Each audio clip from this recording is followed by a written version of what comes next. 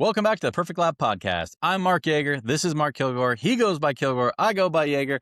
And today we're back with Ravi Tomerlin, who hosted Southwest Speed Fest just a few weeks ago at Casa Grande in Arizona. We talked to him, I don't know, in like our fourth episode. This is like going way, way, way back. And we talked to him before his first event of Southwest Speed Fest. And guess what?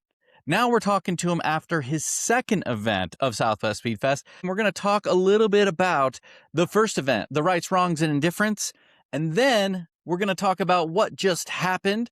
And we're going to find out a little bit more information. And maybe we're actually going to find out what Ravi's got deep, deep, deep in his sleeve of what's coming later.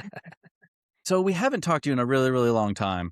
But, dude, great to have you on. How you doing? I'm recovering, man. It's been 3 weeks and I'm still trying to recover between dealing with my own company and then Southwest Speed Festival. Obviously, I have a lot of help on that side too, but we're all just taking a breather, man. That was 9 months of absolute just anxiety, just, not knowing what we were going to get. That was round two. Round one went really well, but, you know, round one does not make an average. We didn't know if it was going to work twice. And we thought maybe we had some, a bit of a fluke the first time, honestly. So well, tell me a little bit about that, man. Dive right in. What was the first year like? We talked to you right before, and we were all. I'm not gonna lie, I was super excited when we talked. I think when we talked last before the first one, you had just like sold out of everything. All the race spots had been taken. Show car spots were starting to fill up. Everything was looking really good, really positive. And so for us, I know on me and Kilgore's side, we're sitting here going, hell yeah. Like that's what we want to see. We want to see people going to events. So kind of break us down. Like how'd that event go? So, I mean, I don't even know if we touched on this before. The whole idea came out of a combination of like Hyperfest. And I went to that, back in 2016, 2017, just seeing what they were doing. And then realizing that in Arizona, we don't do anything out here. So that first one was just coming back from, we were just driving back from Super Lab. JD put on that great show, Super Lab. Hopefully it comes back. But we were driving back from Super Lab with Chris and Avery, the other two guys that do this with me. And we were just sitting in the truck going, why doesn't Arizona do something cool? Why don't we do anything cool? We have an FIA grade racetrack out here that's being built, that's owned by track people, not by some conglomerate. It's not by a big corporation. Group It's of investors. Yeah, it's not investors. It's people who drive on the racetrack with us. They race with us. They're not untouchable and uncommunicative. We can talk to them about what we need to make something happen. And we just asked them and they said, sure, why not? So I was like, okay, cool. We can have an event here. Awesome. And then, us being the highly experienced event planners that we were, had everything carefully laid out and well sorted like a well-oiled machine, well in advanced. And it went flawlessly year one. Nothing bad happened in the background and absolutely nothing went wrong. I'm sure at the end of the day, not a soul noticed. So that's what it is. As our focus during that first event was predominantly what I would say a reactive force on site.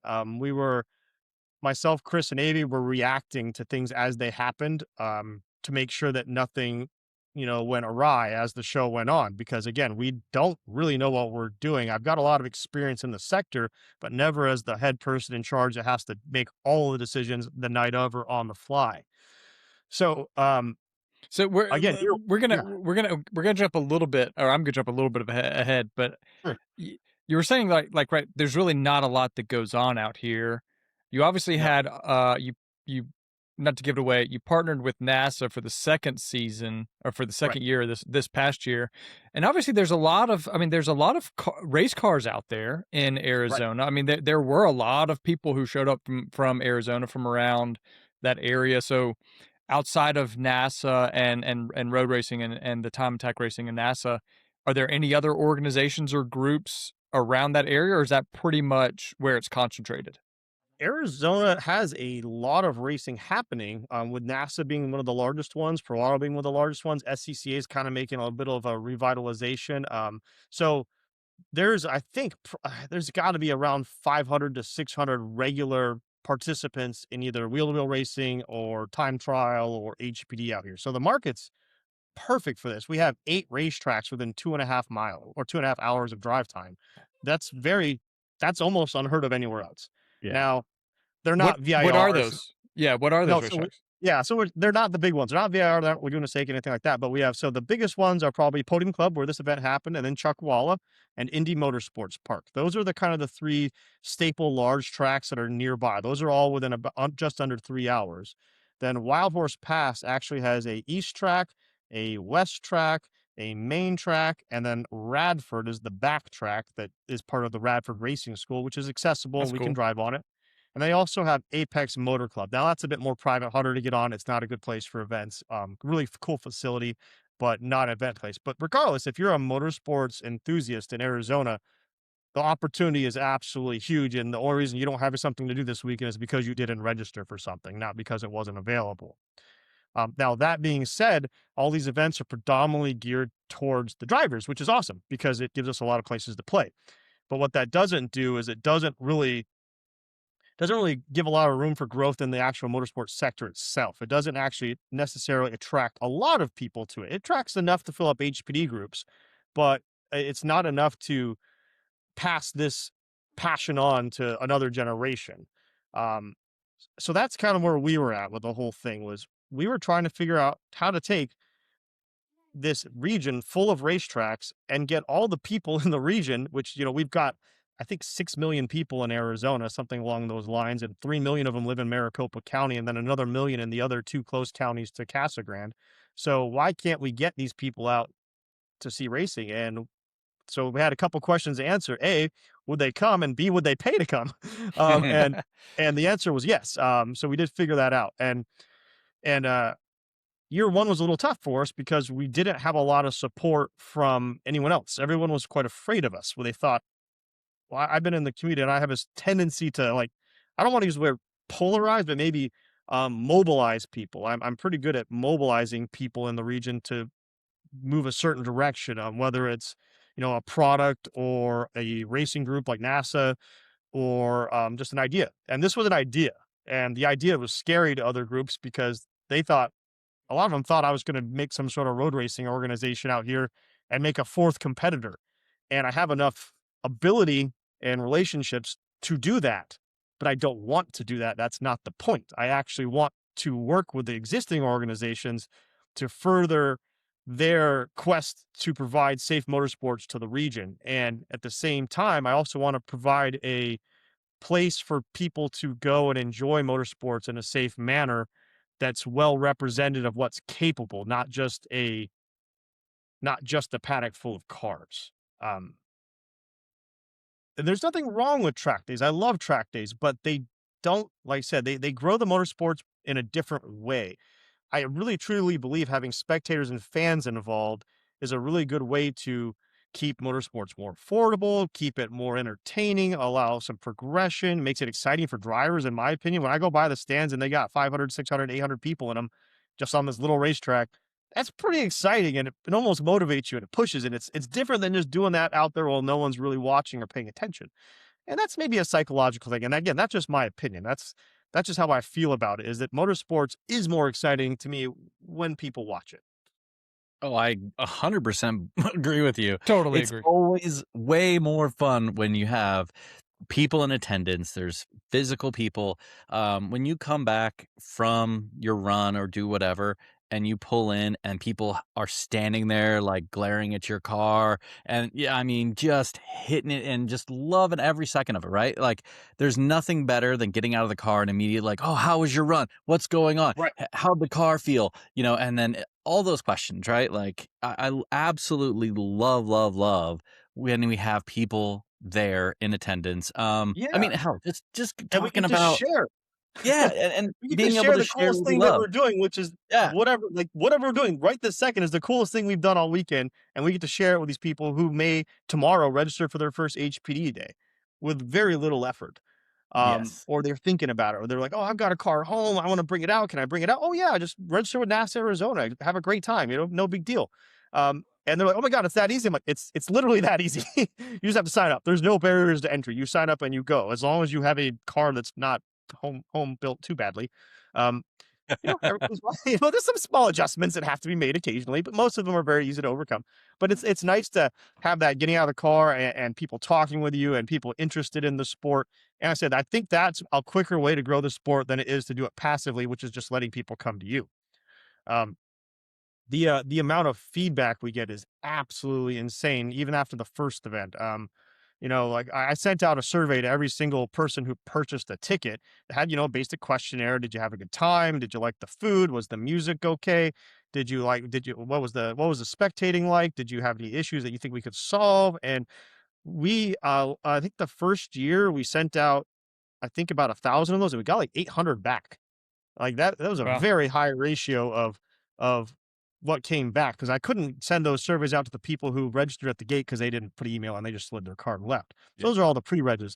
This year we got something like 970 back so far, and I sent out maybe 1,400 or so. Wow. And again, the positive feedback we're getting, and just a lot of people are just responding to say, "I had a great time. Do it again." I'm like, "Wow, that's awesome." Yeah, that is No other awesome. feedback. Nothing I can do to make your life better. I mean, so it's fun. Fun from us on the admin side. I mean, we have a lot of challenges at this track because it is new. It's only 5 years old. So it doesn't have a lot of infrastructure yet. It has a lot more than last year, but it's still a very small paddock. That paddock is designed for about 200 and 220 cars roughly Mm. in a normal racing scenario. So we had about 240 cars, so 20 cars more, but we only had we used about, man, I want to say about 30% less space for cars because I had the festival in there too. So introducing people to the idea of having to park, using minimal space and stuff like that, which a lot of places they're used to. Arizona, we're not. Why? Because they don't have events like this. So this has never been a problem before. So I had a couple people get mad at me. It is what it is. By the end of the night, they actually came up to me and they were like my best friends. So they're like, "Oh my God, this is the best thing ever." I'm like, "Yeah, just be patient. We'll figure it out." That's awesome. But yeah, seeing all the smiles in the paddock, that's really what it came down to. And when Chris Avery and I like walked through the paddock and seeing everybody having a absolute blast, um, it really makes all of it worth it. And it doesn't matter how much effort we put into it over the last 9 months, and how much I have gray hair all around the back of my head now. So I'm coming for you, Mark. That's awesome. So It comes with a quickness, my friend. yeah. So roll. I mean, we're kind of rolling back to year one. What was like in that first year? I get it, sort of a let's see if this works. That's kind of, it'll be low key ish. What were some of your goals there? And then how did that, give us sort of a high level? How did that turn out? Because you just did time attack and you just had some HPDE. Obviously, it was Right. not to the level that it was this year. So give us a little No. bit of an idea of what the goals were and then how that all sort of worked out. And then we'll lead that into sort of what you learned leading up for year two. So year one, the goal was, it was just completion. It was really, we didn't have any expectations. We didn't know what we were going to get. We thought 400 people would show up. We thought it was going to be a super low key thing. We had a great partner. We had Global Time Attack. JD did an amazing job on the Global Time Attack side with Tony and UMS. Those guys absolutely killed the Time Attack side, and did a great job for us. It was a little tough because obviously the cars out here aren't built for those rules. A lot of the guys they're not that serious yet. So it was a little rough, but I love that you just threw in the yet. I love that you threw in the yet. Yes. Yet is key because things change over time. And this isn't something we dropped a lot on them, dude. Like we dropped this, like, boom, here's the rule book. They're like, "Oh God, what class do I fit in? Oh my God, I'm an unlimited car and I drive a Civic." And I'm like, "Yep, welcome to Time Attack. So sorry." We will definitely have to get into and talk about especially Time Attack and the NASA setup in terms of the rule book, power to Sure. weight. It was super interesting as I was sort of keeping up with some of the social media. It was interesting seeing all the cars that were classed together basically based on power to weight, but the aero, the tire, Unlimited. right? I Do whatever mean, you want. it's drastically different. So we'll get into So, that. But yeah. so I say all that because, as you were saying, right? Like, Yeah. they built their cars to one rule set, and then they say, "Oh, crap, because I've done one or two things, I get pushed to unlimited, even though Sure. I'm in a Civic or a S2000 or whatever, right?" Right. Makes 130 horsepower. Crap. So yeah, so other things, like I said, our other expectations for that first event were mainly kind of exercising our plan that we had put in place So like sandboxing, it was a sandbox event. It was to see what could possibly happen. Again, with all the things that we had to go over with, like it was summer last time. It was 90 degrees out, and we were trying to serve cold beer. Like that's a challenge. And what it involved is it involved me buying I think it was a 8,000-watt generator that morning and plugging it into a giant ice truck and running that all day long with 2,000 pounds of ice in there. That's what it took. That's what we had to do to have cold beer available at the racetrack because there's no place to plug the darn thing in. That was a challenge that we were getting as we were going. Just even getting the alcohol permit. Like no one does alcohol at these events out here because it's actually a challenge. But we found a representative that was able to help us figure it out and actually made it not a challenge. We hired him; he handled it, so it was no problem. Nice. So, yeah, so we just hands off on that. That's when we kind of learned it. Like, hey, let's delegate off as much of this as we can. But again, we didn't have anybody to delegate it to last year. That was a big hurdle. We realized is that while we had a lot of staff last year, we had 35 volunteers, I think, last year. We didn't have any barriers between me, myself, and Chris. So everything came straight to me, which was hugely problematic for me because I actually only saw 7 minutes of the show the first year. Exactly 7 minutes is what I saw. The entire rest of the time, I was running around on a scooter, just putting out little fires here and there and just trying to make sure everything was flowing. And that's not good. That's not an efficient use of my time, obviously. So that was proof that our plan that we had put in place was not enough. So that was honestly the thing we learned the most was learning how to get the back end straight, um, on the fly, taking good notes, downloading it later, making changes, and trying to make all that make sense. Was Um, a big part of that, and I just want to dive in this really quick. A big part of that, you just said, everybody was funneling essentially to you three. So for year 2, did you set up like X person's going to be in charge of the vendors, X person's going to be in charge of, and then okay, so you right. So staggered like out. year 2, we still had 6 or 8 guys doing parking duty, and I just put one guy in charge of that guy. Like you're in charge of this, so anything happens down here is your problem. Make And then yeah, decisions. you make decisions, and if you can't make decision, you call this guy first. And that was a guy named John Rook. And then if John Rook can't figure out, then he finds Chris. And if Chris can't figure out, then he finds me. I put as many people between me and everyone else as possible so I could focus on the things that were more what I actually had to handle. Some logistic issues. I ended up being the impromptu race director for Open Wheel because our Open Wheel race director got sick 2 days before, so he couldn't attend. So that allowed me some freedom. So I actually saw maybe an hour and a half this time. Nice. But I got to race 5 races in the That's open wheel massive. class. That is That's very massive. So yeah, that was like 3 hours of racing. We really worked on having a lot of quantity for the racing instead of just 1 race per day. It was the open wheel guys had 3 races per day. One of them got red flag because of a immediate fire out the paddock, so that didn't help very well. No wonder you did so well in the open wheel races. Nobody wants to hit the race director. Nobody wants to take the race director out. They're like, put a oh, big race sign on the director's coming wing through. that Let says him no through. refunds. There you go. Yeah, no, No, I had a good time. We had a very large series of rush cars this year, which was a big change from last year. Last year, like I said, I was super grateful that GTA was able to step in and fill that stopgap of not being able to get a partner out there. This year, schedules just didn't work to hack with GTA. We had to figure something out with NASA because we were sharing dates with them regardless. So we had to figure something out, and this was the smoothest way to make an event happen without any other delays to scheduling, that kind of thing. We're hoping to someday, have GTA back. I don't know when. I hope soon. I really liked having them out here. It was pretty awesome. They put on a good show. That kind of was like the biggest issue that was just back end on year 1, and then making sure we collected good data this year was huge over last year. We did collect data last year, but it wasn't as organized and as thought out as it was this year. And also year 1, we didn't actually do any paid marketing whatsoever. Everything was free and word of mouth. We didn't do anything. Why? Because it was my Amex card that was sponsoring the event. So it has its limitations. And we hit them very fast. So it wasn't, hey, do you want to do some advertisement? I was like, no. yeah. No, I'm good. Our pass. Well, kind of to your point, I want to briefly touch on which it just sort of, it is what it is. It is something that you have to deal with, and you guys have had to make decisions.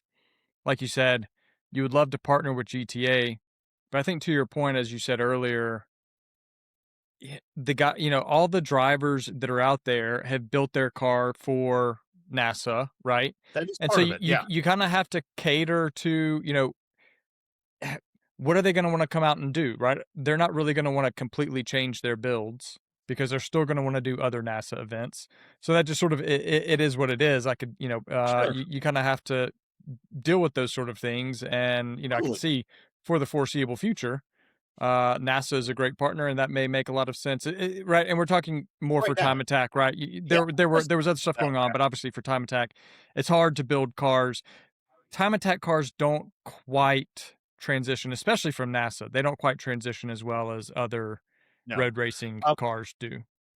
And definitely so like even year one, like tons of people registered. I think we still had like 60 cars registered for GTA that year, and that was still a great showing. This year we were waitlisted out through the roof for the same space of time.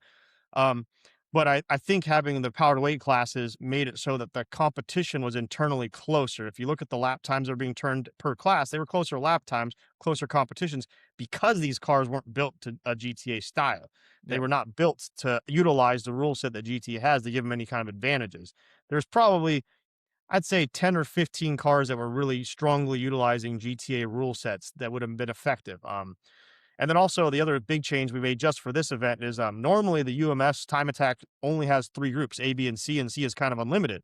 But we realized that rule set was from like '05 or so, and that C cars back then were like non-existent. When now, like a standard Camaro is a C car. So we added that D class, which was a 4.99 and above bracket, just for some really truly built cars. Because again, is it fair that somebody, and again, racing's never fair, but is it proper to have someone in a stock Camaro up against my car? Yeah, yeah. Right. It Right. just doesn't make sense. Joke's on them. I tuned it exactly to 5.1, so they Yeah. still had to deal with Yeah. me if I was going to get on track. Yeah. But I was kind, and they didn't have to deal with any 600 or 700 horsepower supers. Those all went up to the B class. Yeah. I mean, not everybody's going to be happy. No, 100%. But No at rule the set same fits time, everybody.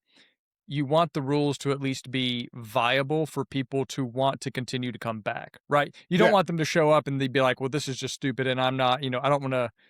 Right. I'm not coming back, and in fact, now like Time Attack seems dumb, and now I'm Sure. out, right? Like, Yeah, you don't want to hurt the sport. Yeah, You exactly. don't want to hurt the mentality of these folks to think that there's no way to, like, that car's got 80 grand and I can't even be in that same level. And it's not to say that's what it always is, but at this level where people are just being introduced to it, we don't want to scare them all away with that immediately. So like I said, I don't think anybody got scared away by last year. They just realized it was a very uphill climb if they want to be competitive. So in the efforts to keep it fun, we adopted this format for this year just because it made more sense, specifically for what our customer base is in the area. Like I said, about 80% of them are not in anything remotely considered a Time Attack car. They're in their HPD car that might be a little souped up, but it's nowhere near a limits build. Like even my car is not a limits build car. It's a very mild car. It's just a road race car that has a splitter on it. Who cares? But I think that was the right decision for this year. And also because, again, the scheduling conflict with NASA and making sure that we could work together with them and I didn't want to alienate our local racers. And on top of that, I needed someone who does wheel to wheel. We needed a wheel to wheel partner regardless. So this just made it a really easy fit just to nail it all together all in one shot. And then on top of that, trying to make sure that we build these relationships for future. I'd love it if NASA signs on to do it again next year. I mean, that's our intent and that's our goal. Is to lock these partners in to make it an easy transaction every single year, where it's a no brainer to not be involved with this. Like just sign the dotted line. Let's go. When are we going?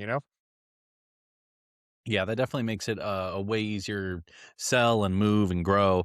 I mean, I will say from my perspective, going if I had attended the first one and then looking at attending the second one, the rules being so drastically different would have been an interesting like comparison, right? Yeah.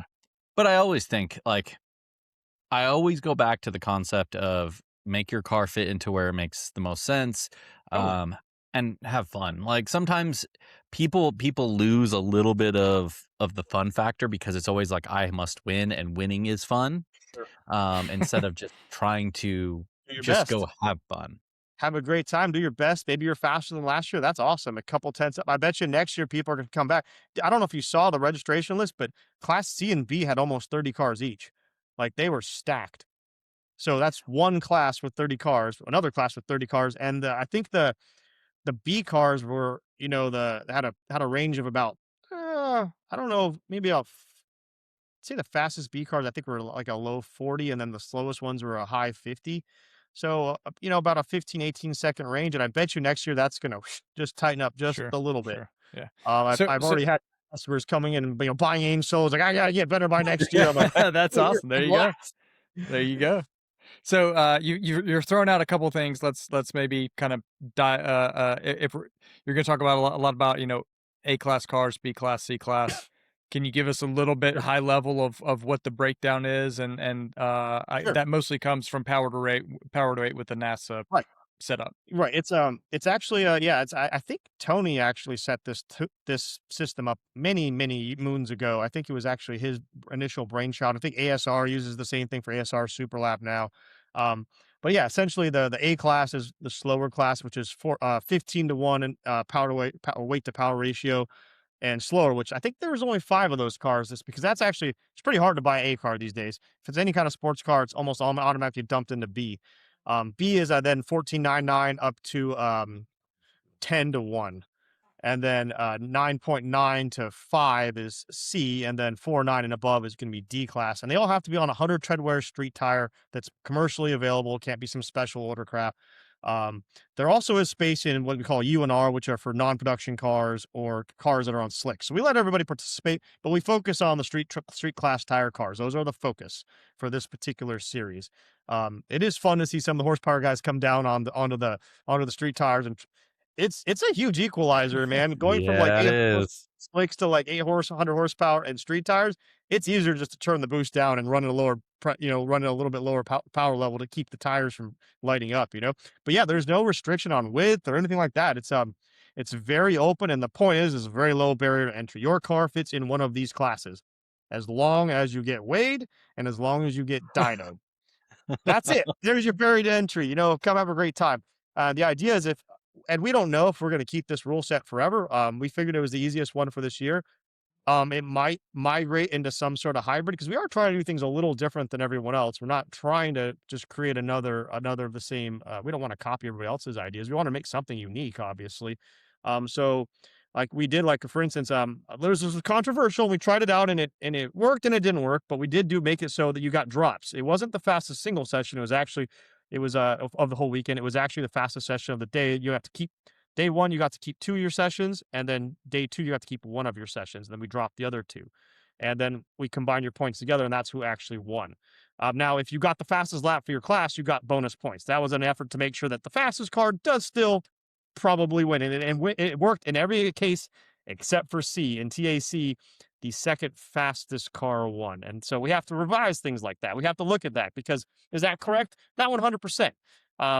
We do want to encourage people to participate in all the sessions. So one of them is at night, and it's actually really fun. And some people last year, actually, I think Turner Dobbins set his best lap time in at night, I think, last year. Weird. Sure. And we put a lot of lights out there, and I got within, I was just doing putsy laps last year. I got within about 1.25 of my PB. So, I mean, it was navigable if you know the track and if you practice, and a lot of people were like 2.5 seconds off, which is to me is super fun. But we're thinking about doing that night session and weighting it slightly. So if you participate in it and don't use it as a drop, you can get like little extra points here and there. These are all ideas we're throwing out there because again, time attack and the true spirit of it is fastest lap wins. But we want to try something slightly different and see if we can just change it up a little bit. We're all going to talk about it. We had a good time with it. People had a great time with the chase. Like, oh, this chase is actually kind of fun, But then when you lose and you have the fastest lap, it's like, oh, that sucks, Yeah.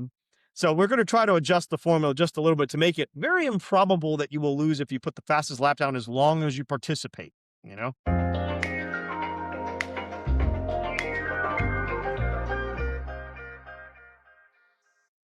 Here at the Perfect Lap Podcast, we're happy to introduce Whoosh Bespoke Wheels as a sponsor of the show.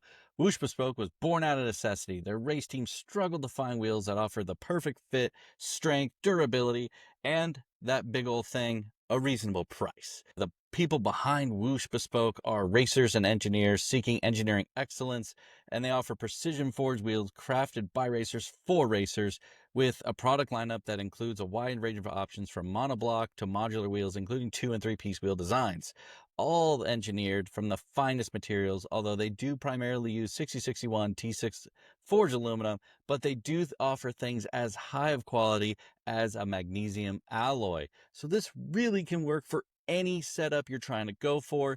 Customization is at the heart of what they do at Whoosh Bespoke. You can tailor your wheels with custom sizes, offsets, finishes, and even options like custom lettering, adding two-tones. Their colors include both standard and premium finishes, as well as special finishes like brushed, hand polished, and even paint to sample.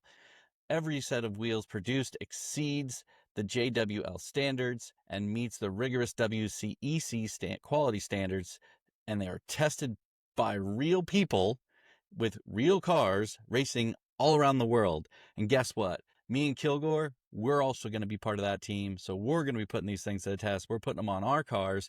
Kilgore's going to be repping out and going through all the time attack season. I'm going to be beating them up at HPDE days and just having a good time with them. So I want you to go take a look at them and make sure you give them a follow on all their socials. It's whooshautomotive.com, Whoosh Automotive on all the socials.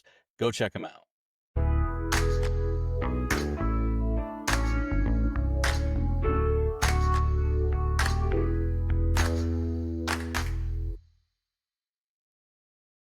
Yeah, I saw some posts from Uni.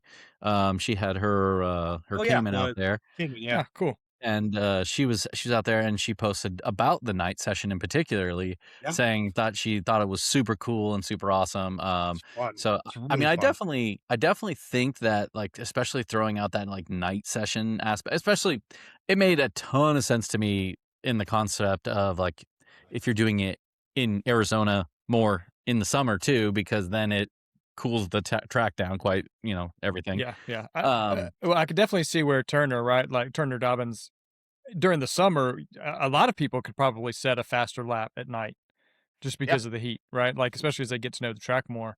But yeah, I could see where in January, February, it's a little bit less harder. so. Yeah, Yeah. you're not going to have as much of a delta on the track conditions. But I also, I mean, at night, like brake rotors glowing, Dude, the, skid, f- the, oh Flames man, popping. yeah, flames the popping, photography and and then like the media is insane. people, get some people to throw some some Fast and Furious underglow on That's what I on their tried car, to get man. Like that people would be to do. awesome. Like do it. No one did it. I was trying, like the drifters did it, obviously, but I want to encourage people next year to put some of them little glowy lights in their cabin. Make it Yeah, fun. dude. Make it a spectacle. Make it fun. This is a standalone event. It doesn't have any long-term consequences to any other events anywhere else. It's not a series. It's just a single standalone event. So let's have some fun with it, you know? Yeah, I like I said, Uni posted about it. She thought it was super cool. Yeah, and it kind of I didn't realize initially that you were gonna have the night running. So I thought that was really, really an interesting way to kind of set yourself apart. So I thought that was super, super cool. Obviously, it goes into that realm of like having the track for the entire day and like being able to span that out and have it be like that. I thought that made it a very interesting, and it coming from someone who going to these events, that would have been one of those things that like, oh, that is for, that would be very appealing to me. Sure. And Now granted, modified time attack, man. yeah, and it's one of those things. So going back to your point of you don't want to just copy what someone else's formula is and just run with it. I see that as like an awesome thing to say. Create your own, be your own. On the other hand, I also look at that weird construct like that we already have with global time attack on this hand, grid life on this hand, and people trying to play the both, and it makes it very difficult. Now, granted, at the end of the day, this is a standalone event, and so you can do whatever you want, and it works and it makes sense. And again, it comes down to that realm of like, if you want to win this event, look at what the rules are, make your car to that, win the event. If you are just going to go and have fun because you're looking for the adventure, you're looking for the fun, you're looking to go hang out with friends. Like this event sounds like an event I would like to go to, just to go hang out with the friends. And guess Yeah. what? We're hanging Yeah. out and we turn laps. Loud music, turning laps, hanging out, drinking with the boys. Like the bar actually, after the track was cool, the bar actually gave all the drivers free beer. Yeah. Like, we're like, have a great time, guys. And so, I mean, like it was a lot about that. And like that, and then having that open rule set again is, I don't want to like tighten it up. I want to keep it fairly available to everybody. So if you're running a GTA car, you're running a grid life class car, you just dump in, you'll probably be in the same class. It doesn't matter. Like I always say it at the other, it's plastic trophies. Doesn't really matter. Did you have a good time? You had a good time? That's what matters. And Yeah. that's what I'm focused on. That's what Chris and Avery are focused on, is trying to make sure something here in Arizona is something that's so fun that that's all that matters. It doesn't matter about the rest of the event. You had such a great time, and you're anticipating such a great time. You're going to bring your buddies. They're going to have a great time too. We're here to make sure you have a great time. That's really our mission. I'm not here to, there's plenty of better ambassadors for Time Attack. And this is not a Time Attack event. This is a motorsports festival that happens to have Time Attack. And we're spending a lot of time talking on Time Attack because we all love Time Attack. I think it's Yeah. fun. I've had a blast. I've been doing it since, I think I started I started with UMS in like 2009. It was fun. It's always been fun. It's been a personal challenge. I really like it. But I think, when when you look at like Time Attack cars, and then you look at like a properly built race car, and a properly built race car smoked every single Time Attack car out there, period. Eric Kennel in I think mid 400 horsepower Corvette that has no aero on it, really has a wing and like a relatively normalish splitter. He beat every single Time Attack car out there by a large margin, That's impressive. even a little bit. So that's it's fun to see it from the other side. Is that his home track? Yeah, I think the only guy he's got more laps than anyone around that track. He's by far the most proficient person around that track. Yeah, he's highly skilled around here. So yes, home court advantage, well sorted Corvette, but it is not a Time Attack car. That is an ST1, NASA super touring car, and that's cool to see. And then on top of that, then all of a sudden you see a little 200 horsepower Formula car get within 1/10 of that, and you're like, holy crap. Now that's some speed. What's that speed look like? Then you watch that speed through the S's and through the back sweeper, and you're like, oh, that's what speed through a corner actually looks like. My NSX on slicks through that back sweeper will do like 96 miles an hour through the back fast sweeper. And that's at about 1.8 to 1.9 Gs, something like that. The open wheel car that I drive will do about 100 Wow. It's like 116, 117 through there, and I'm terrified. And that's me who's stopping there. I'm not down, but I could put more steering angle and it would turn more, and I could go even faster. But I don't have the cojones for that, And Well- it's fun to see that massive speed differential developed in such different ways, Speaking of which, Ravi, so tell us about, for year 2, what all styles of cars, racing, and things that were going on at this event. So yeah, year 2, since we did scrap HPD, and that was known from year 1. That was a placeholder. We knew it wasn't going to be back for year 2. HPD can be accessed through Time Attack, so come compete with us. Anybody who's DE3 or 4 is welcome to join. So, that's still there. It's just in a different format, requires a little bit more, dedication on your part. But yeah, so we added the competition group. So we added the NASA Super Touring Series and Spec Miata. So Spec Miata, I think, had maybe 18 cars or so, and then they had another 18 to 20 of the Super Touring 1 through 5, I think. They had a lot of ST1 cars show up, which is unusual. Usually ST1 cars are kind of the great white shark. There's 1 or 2 out there, and that's it. But I think they had 6 or 7 of just ST1s, which was a nice little surprise. So and then sorry, we added, one, it's NASA. I'm not as familiar with NASA, and 2, we're talking about road racing cars now, so I'm totally lost. But in terms of ST1, obviously you said a Corvette. What's sort of the rule set there in terms of what makes a car an ST1? So Super Touring, one of the reasons I really love NASA for road racing is they made it very easy. Again, low barriers of entry for road racing. So their classing is very simple. So ST5 or 6, 5, and 4 have a little bit tighter rule sets. They have a lower power to weight ratio, and you can't have a sequential without taking a massive point, deficit. You can't, run slicks without a massive point deficit, things like that. You get extra points back for base trim model. You get extra points for base trim aero, unmodified floor pans, things like that. Well, ST3, 2, and 1 are kind of more your spicy series, where they have less rules everything goes. It's, it's just more and more aggressive. So an ST1 car is a fast car. My car is an ST1 car at when I run 500 Okay. horsepower and 2,400 pounds. That's an Yeah. ST1 car. And that's your And I'm NSX, allowed to run that on. Yeah, your pink NSX. Yeah. right. Okay. And that's on Pirelli slicks, and I'm allowed to run, Motorsports ABS and big arrow and whatever you want. That's all allowed in ST1. ST2, lower power weight ratio.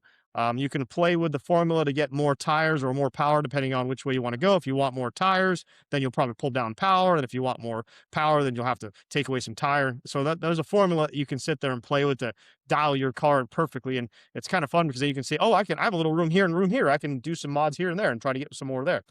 Or I could take some more weight out.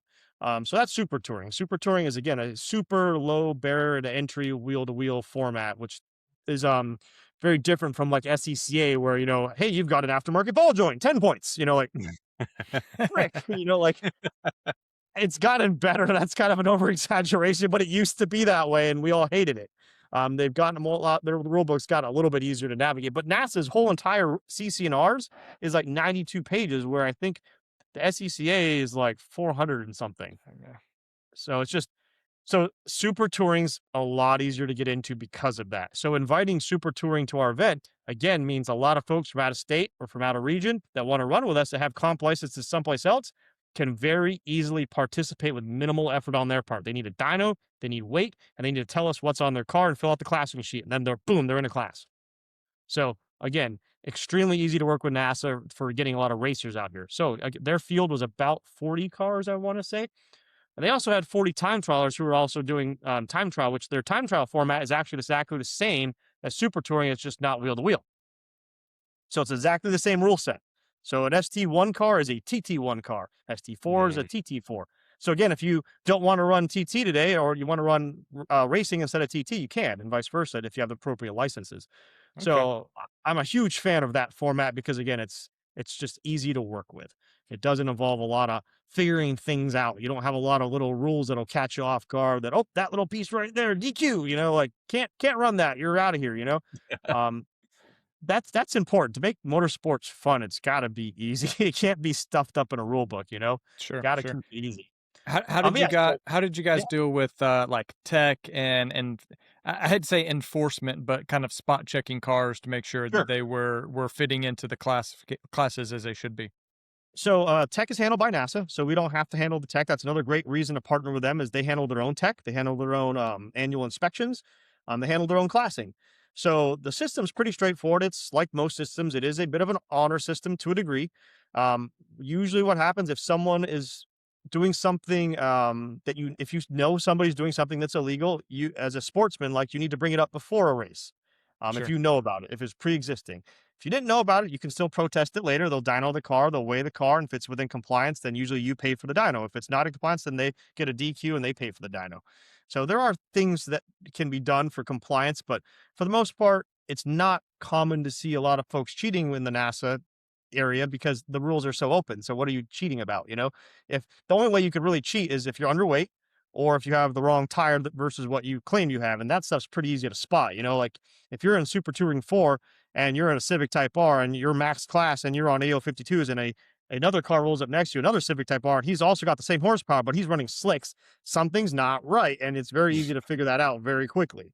So it's not like, again, when you have more extravagant rule books where there's little tiny parts that you can't see on the car that you have to watch now, that don't necessarily offer a ton of advantage, but in our brains it does. So, we gotta pick at them.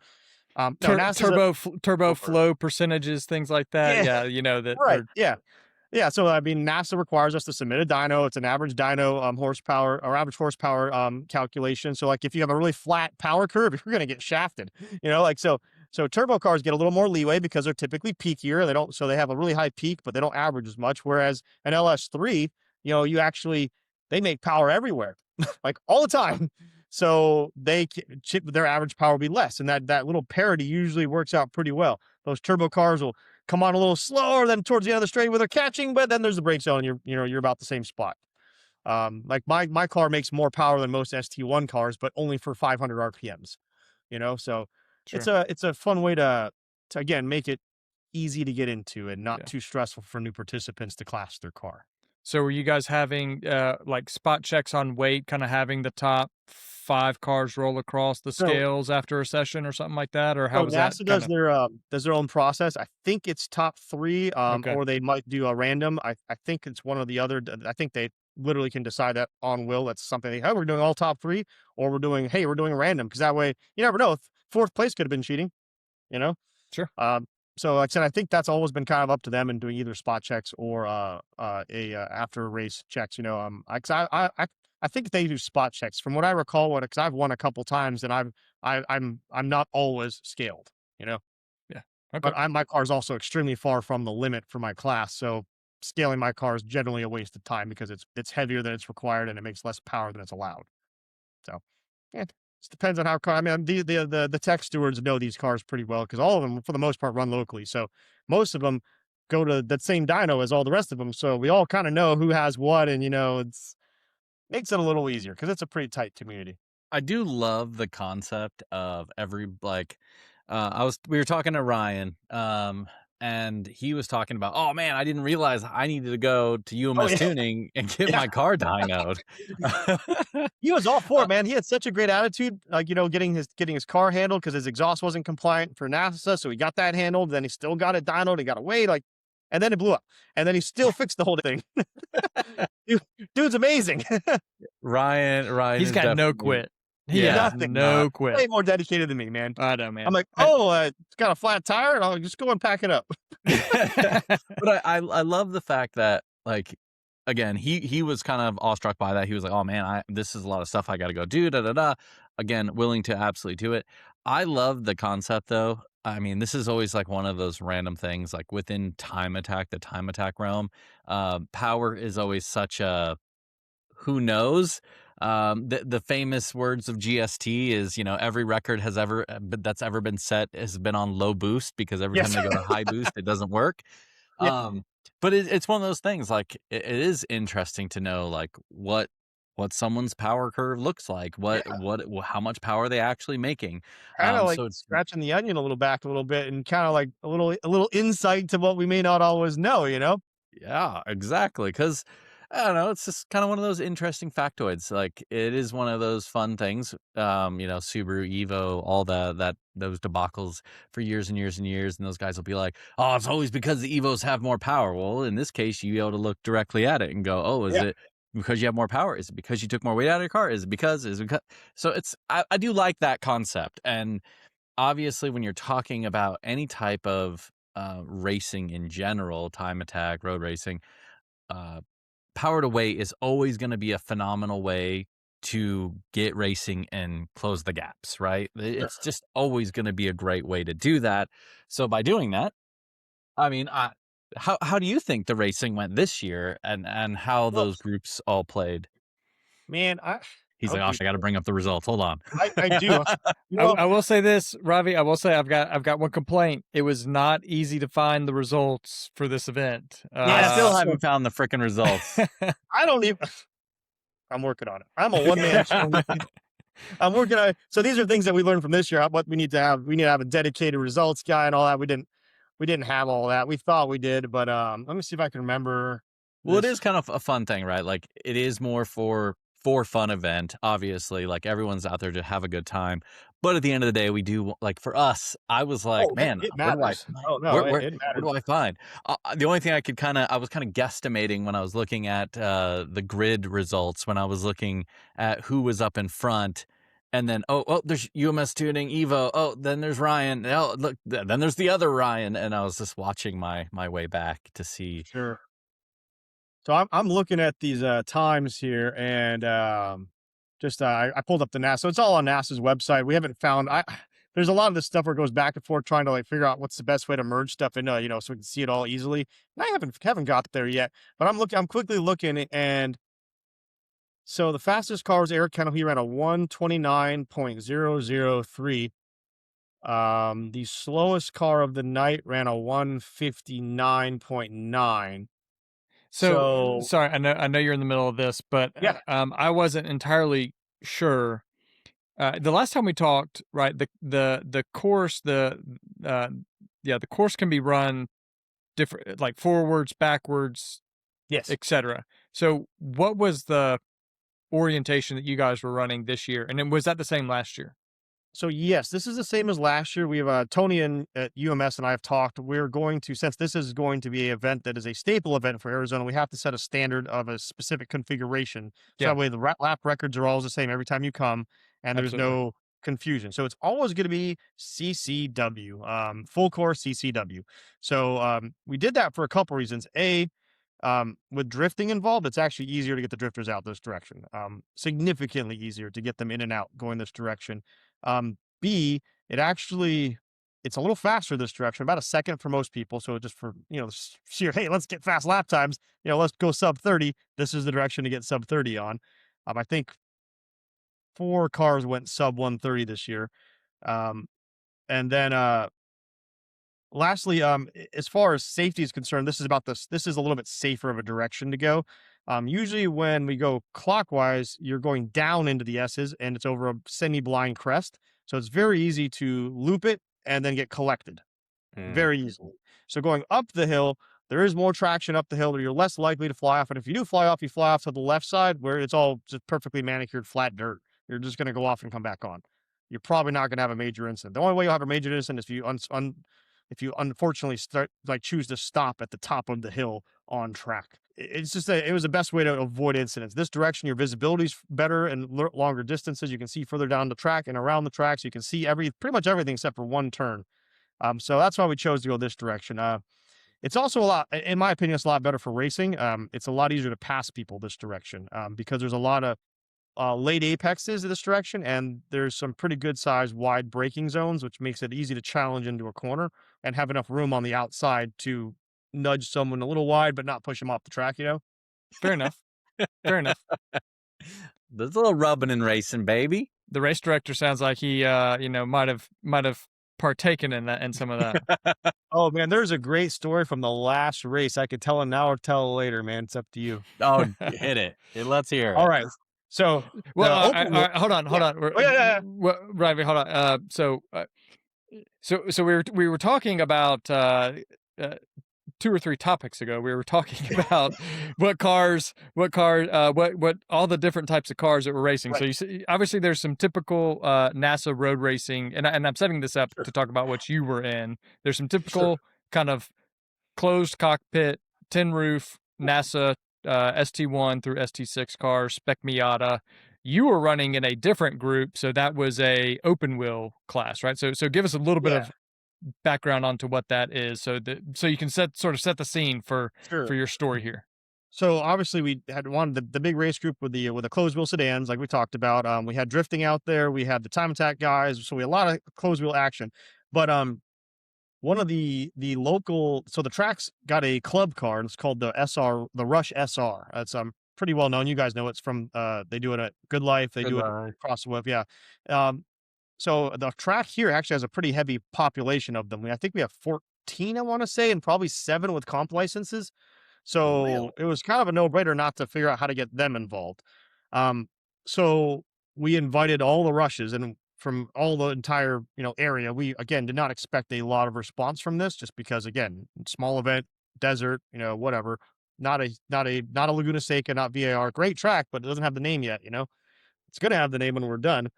But sorry, I've got to ask another question. Yes. For Arizona, like, what's the typical kind of race season? Like, is January, February still pretty typical for people to get out? Like, it's so not like, they're dying to get out. They've been cooped up for a while. Like, it's still a fairly we run active almost season. Year round. Yeah, we run almost year round. We basically skip essentially July and August are completely skipped. Most of September is skipped, but not all of it. We'll do like morning events, like in June, in April and June. We'll do like really early, like get there at 5, on track by 6:30, off the track by 11:30 or 12. So right when it starts hitting 90, we always joke that we're in the pool with a beer before it hits 90. That's the goal. Right. So January's mid-season for a lot of people around there. Season. So January for us is the beginning of the season. We run a weird season because we skip that. We have the summer break, and then we have the end in the winter. Okay. All right. So funny enough, though, for the rest of the country, this is usually the dead time. Yeah. Back east, it's freezing. Up north, it's freezing. So we didn't think of this. This was not intentional. We just wanted a cooler date that we can guarantee was cooler. So we booked this date. But what we accidentally did is made it an event that everyone across the entire country who owns a Rush SR could go to in the winter and have an amazing weekend in a 70-degree, 80-degree environment and have a fantastic day. So once the word got out that we were doing it, I think we got 4 Rush dealers brought 5 to 6 cars each out. So I think we had 27 rushes total, I believe, as a field, plus the open wheel guys on top of that. We started with, I think, 7 open wheel. It dwindled by the end of the weekend because we had some mechanicals. But either way, that open wheel group was what we were really trying to bring some eyes on. The rushes, we consider them kind of open wheel, even though they're closed wheel, covers, but they are essentially little formula cars that are basically go-karts, and they will just ping pong and disappear if they hit each other. But so yeah, we had a strong focus that we wanted to unveil this open wheel group at this event because we thought it'd be a really good attraction. Maybe it may not get people there initially, but once they see it, they're, oh my God, we can do this in Arizona. Cool. This is something that we haven't seen before. Because we do have open wheel quite regularly in Arizona, but again, it's kind of behind closed curtains. We don't publicize it. It's free to get into those normal events that are out there, but nobody knows about them. And, so no one's coming and there's no other incentive to come, like, there's no festival, there's no food, there's no other reason to be there. So it's not going to happen. So how do you get people to see open wheel? How do you get people involved in open wheel? You show them open wheel in the biggest stage we have, which is Southwest Speed Festival. It's the largest platform I could stick them under. So I worked to get as many as I could signed up, and we did pretty good. Like I said, a group of 33 at the beginning. I think we ended up finishing with 27 between losing a couple open wheels and then a couple rushes to mechanicals. It was a pretty solid date. But so we changed the format. This guys absolutely loved, and I bet you other people are going to adopt this soon. So the track is a Rush dealer, and the track is all, again, we talked about it. He's a owner, he's a racer himself. He's all about making racing bigger and better, and he'll do whatever he can within reason to make it happen. So the owner of Podium Club said, for the open wheel group, Friday is free practice. Come on down. You will get to drive your car for free on practice. Why? Because that means I didn't have to do a practice session on Saturday and Sunday now. I just bought a lot of time back into my schedule, and those turned into races. So it was 3 races per day instead of 1. That is pretty awesome. Right. So the warm-up session was also quali, also practice. But people had already practiced from out of state yesterday. So nobody was like in any way disadvantaged by any more than they already were from not being living here anyways, Yeah. So they got 4 hours of track time on Friday to get it all dialed in. We hit the track at like 10 in the morning and off we went. We started immediately. That was it. Get right to racing, So that was a lot of fun. That's a big it's a big savings in terms of your schedule, right? And then when you're talking about like spectators, at the end of the day, spectators to come watch practice, don't care. We're talking practice? Even when I go to F1, I barely watch practice at F1. I'm usually going and checking out the food court, whatever, or whatever souvenirs are over here. It's just not as interesting. It's a dial-in session. It's cool for us because it's good to dial in, but it's not a spectator session. So by eliminating that and getting that onto a day that's not a spectator day, it gave me some more time on the schedule to use in a way to give more back to the racers. I wanted to make the racer experience worth traveling 25 hours for. So these guys essentially got 6 races. So they got 3 weekends worth of racing done in 1 weekend. And that's great value for me. So that means that, and they all like, dude, this was awesome. This is such a useful format that should be adopted elsewhere, It's just that it made their entire time more fun. Plus it was a small points chase. Again, each race got points, and still working on that, guys. If you're watching, I'm so sorry. I'm not done. I know who won, but I just got to get all the points published before I can announce it. Nice. But anyways, what's your racing story, Ravi? What was your story of your story of the weekend? So obviously I'm not I hired a race engineer for the weekend so they could take care of the car, make sure it's ready, all that good stuff, right? So quali for us, that very first session, my car doesn't start at all. It just I'm like, what have you been doing? We just drove this last night and parked it. That's all we did. But thankfully it's happened before. I knew what it was. There's a bus bar that loosens up and it looks tight. You wiggle it, it's tight, but you tighten it down and everything comes back on. So I am fully strapped into the car. It's a 15-minute quali session. So they're pulling the covers back off because it's all under the side pods, right? It's under the main pod and under the right side pod. So they've got some bolts to take out. They're not quarter turns on mine. They're actually little Allens. They're not too hard to take out, but they take some time. So my race engineer and one of my staff members are pulling it apart, and I'm in there warming it up because it has to be warm too. If it's not warm, it'll have rev limiters and all sorts of crap. So I've got the engine running, trying to keep it warm and not let it overheat at the same time, the delicate balance of no fans, and sitting there cycling it on and off to keep it in the window. And I'm screaming through my helmet, fully strapped in with a tap, move my head, telling them, hey, it's over there. It's the bus bar. It's the bus bar. It's the bus bar. So those guys get it all off, get the bus bar tightened, and get me back on track with exactly one flyer available to me. I do a pretty quick outlap. My outlap is like a minute 35, which is faster than 90% of the sedans the entire day. And then I get one more, and I finish one flyer, which gets me P2. So that was the start of my weekend. And then from that point on, I never was not in P1 again. I stayed in front that whole first race. Second race, same thing. Got in front, just took off. Third race. So the fifth race, we actually only had 5 because one of them, except we had a little fire at the beginning. We had to nix that race. Ended up ending the time. I added the time back to another race. So we actually just had a longer race on one of the sessions. So that was kind of nice. The guys loved that. Like, oh, we didn't even lose any time. Like, no time lost, just moved it. No problem. But the fifth race, I was tied up with something. I don't remember what it was, but I was late. And funny enough, the other 3 open wheel guys that were left, they were probably watching my car to see when they should be getting ready, which they should have been watching the rushes to see when they should be getting ready. So I come flying up off of a scooter, just running, putting my shoes, like, oh, we gotta go. And I'm getting in the car, and all the rushes are already on grid, and I know it. I'm looking at I see my time. I'm like, we are late to grid. And when you're late to grid, you know what happens, right? Start from the back. That's your new grid spot, right? Yep. There's your new grid spot. So all 4 of us open wheels are in the back, like the very back of all of the rushes. And our speed differentials, my speed differential to the rushes is about 7 or 8 seconds. The other 2 guys is between 5 and 6 seconds, roughly. So we get to the back there. We're behind the rushes. And I'm the guy to the right of me. He's very new to racing, and I'm trying to communicate with him.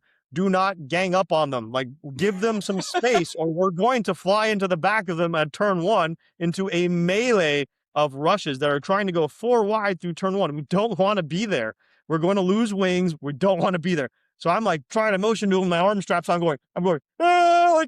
More space. Slow down. More space. Slow down. He finally clicked, and we backed way off.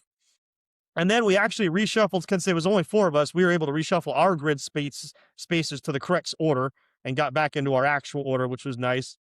And then we did our race start, great, flawless. I got through my turn 1 ahead of everybody, kept going off. And then I have won every race up to this point. And I'm on a mission. I'm like, I am in P27, and I would like to be P1 by the end of this 20-minute race. And we just pedaled down, and I passed every single rush and every single open wheel car. And on the last lap, I passed the lead rush and ended up P1 by like 6 seconds. That guy was pissed. It was so fun. He's in another class. He didn't care. But either way, it's just like, that guy started a minute and a half behind me. What the hell? You know, like, he was on the other side of the track. When they had launched, we were still on the back straightaway in front of them, technically. And then we started picking up our speed. So it's like, funny. Yeah, it was fun, really fun though, because I was getting to carve through the entire field, and then also the drifting had already happened, which was great. Some of the drifting had started, so the outside edges of the track had been rubbered in really good. So all these dark patches had appeared. So I was passing people on the outside in the S's, on the inside of the S's, just anywhere I could stick my nose in there, because I was trying to drop the other 3 drivers because I know they weren't as confident with me as passing. So I was looking in the mirror. If I could see their visor do one of those, just see that they saw me, then I'm going. No, just no hesitation. Caught a couple of them off guard, but they all, but it was a lot of fun to carve through like that.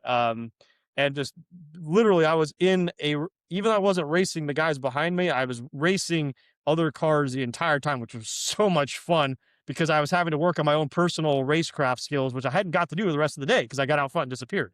Yeah. So this was a fun challenge. I feel like I always hear road racers kind of, while a little dangerous, they always love sort of inverted grids, or where fun. Having to come through the pack and all that. You always hear oh, like, that was so much fun. It's great when you're out front and you just set the pace and you win. But it's also awesome, even if you come from like 10th or 15th, even if you get like second or third or fourth, it's still like, dude, that Coming was up is so much awesome. fun. Yeah, coming up the field is just a blast. So I said up until that point, I'd been starting in the front. I'd kind of been sailing away, and that was fun too. And I still caught a bunch of rushes, did some passing.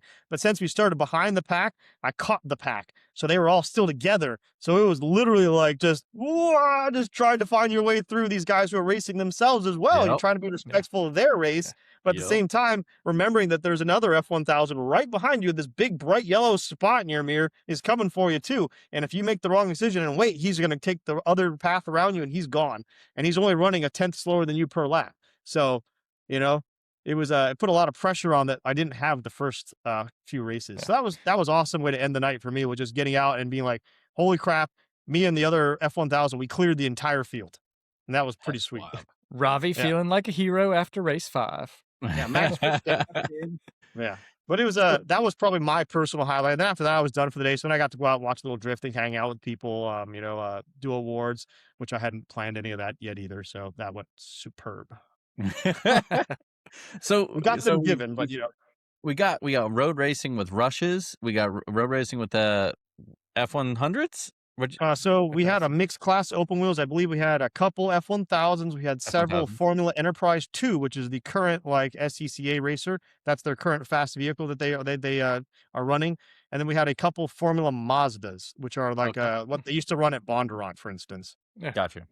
Nice. And then those are all very capable, similarly capable cars. They do it very differently. The F1000s are motorcycle engines, so have very little torque, but very high revs, and they're very light. Like mine's 900 pounds loaded, like ready to go. And it makes 204 horsepower.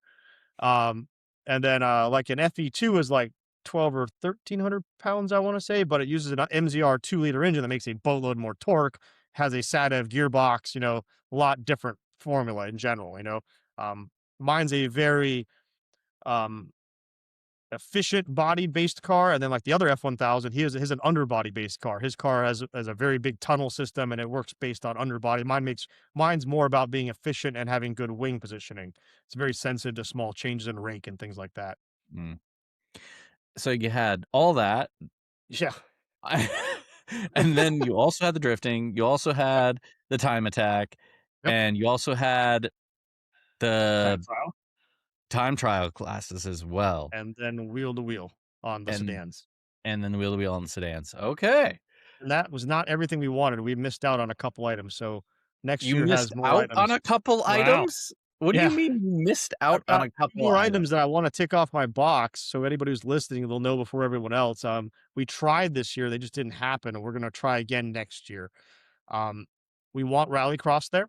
There's a lot of nice dirt out there to do rallycross. That's awesome. So we'd like to get rallycross. It costs a decent amount of money to build a track. It doesn't. That sounds like just moving dirt, but you do have to make sure the dirt is a specific type of dirt, that it doesn't just make giant ruts, and because otherwise the runs are going to change dramatically. You got to have a water truck out there watering. There's a lot to it, but we want it. We want to figure it out. The local rally association is an awesome group of guys. Sean and Justin run a great program. We'd love to bring them down to Southwest Speed Festival. We tried this year. The budget just wasn't there. We're hoping we can help them with it next year. I just want it out there. And then also we'd like to do a mini enduro, probably like a 6-hour enduro at night. Ooh, I like that. That's cool. Yeah, because enduros don't happen very often, and we already have the lights; they're paid for. Yeah. Why not run them another 6 hours? And I think it'd be a pretty cool vibe, like the enduro going on at night with the festival kind of music going on, and then we can kind of bounce back and forth, right? And then all of us who are racing all day can now go watch racing. Yeah, because we didn't get to, because we were doing other stuff. So then we could kind of keep it going. I like that vibe.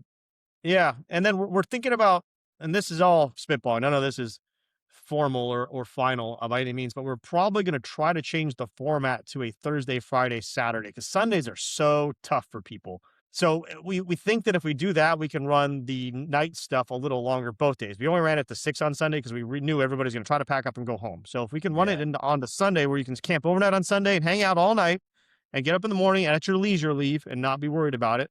I think that's the format we're going to try to go for. And we might even do some like discounted HPD or old NASA hyperdrive. I don't know if you ever heard of hyperdrive.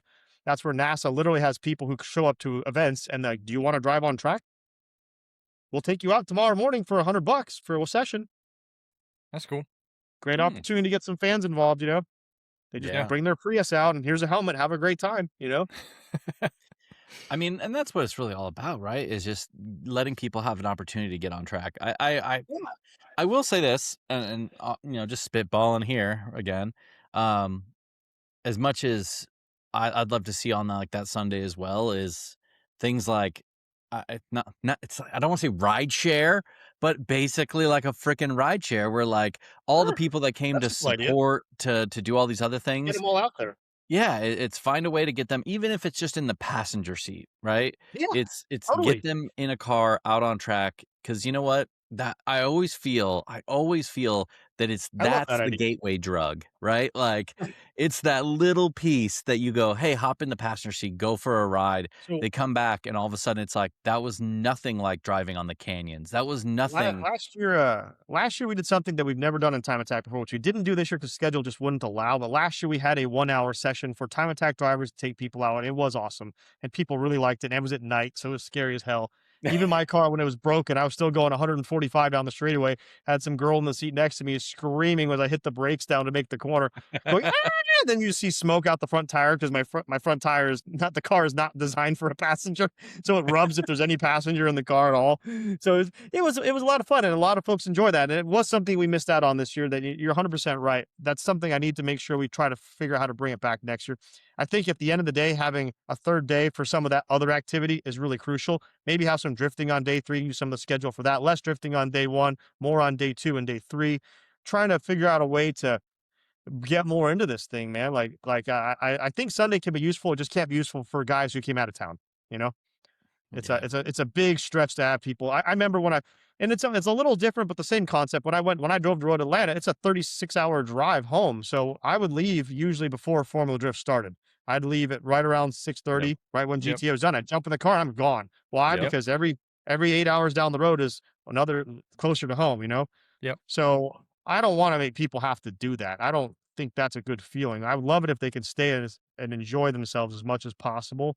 And I think most of us, it's not the day off that's the issue. It's the travel time is the actual issue. Yeah. And being tired and exhausted going back to work. Getting there is not the problem. It's getting back is the problem. So I figure more people are more apt to take that extra day off on the front end than they are on the back end. Generally, yes. I think Yeah. the thought process is always like I can get back as fast as I possibly can. I'll just go to work. I'll tough it out. And so, It's and it's terrible. terrible. It is absolutely terrible. Dude, Um, I stayed at the track till like Monday at like 2. I was just sleeping in my RV. Nope. I ain't getting up to see what's outside. We're not dealing with this. This is a later problem. so I have to ask, what was the spectator turnout like? How was that? How were the people that showed up? So it What was was the vibe? so we were just under 3,000 total. There was a bunch of freebies. I always give out a bunch of, I try to get like the city out there and the fire department and stuff like that. So we did let some people in for free. A lot of people purchased like big packages of them and things like that. Ahead of time, gave them to their buddies. We sold, man, we sold about 50% of the tickets at the gate, just like last year. Last year, maybe it was closer to 60% of the tickets were at the gate. This year is closer to 50 because a lot more people pre-registered this year to get their tickets delivered to their box. Because we did really push promotional pricing early on. Um, Actually made a mistake. I forgot to turn off promotional pricing at the gate. So, everybody won, you know?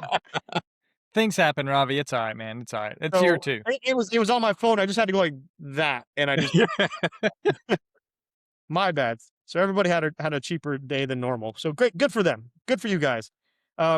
But the spectator vibe was great. No one got in trouble. We had one guy was a little intoxicated. We had the Arizona DPS there, and they kind of just kept an eye on him. He was fine. He ended up going home. Somebody took him home. But outside of that one little baby incident, overall, just the people were pumped, man. I don't know if you've checked out the social media, but there's a lot of good social media of the paddock.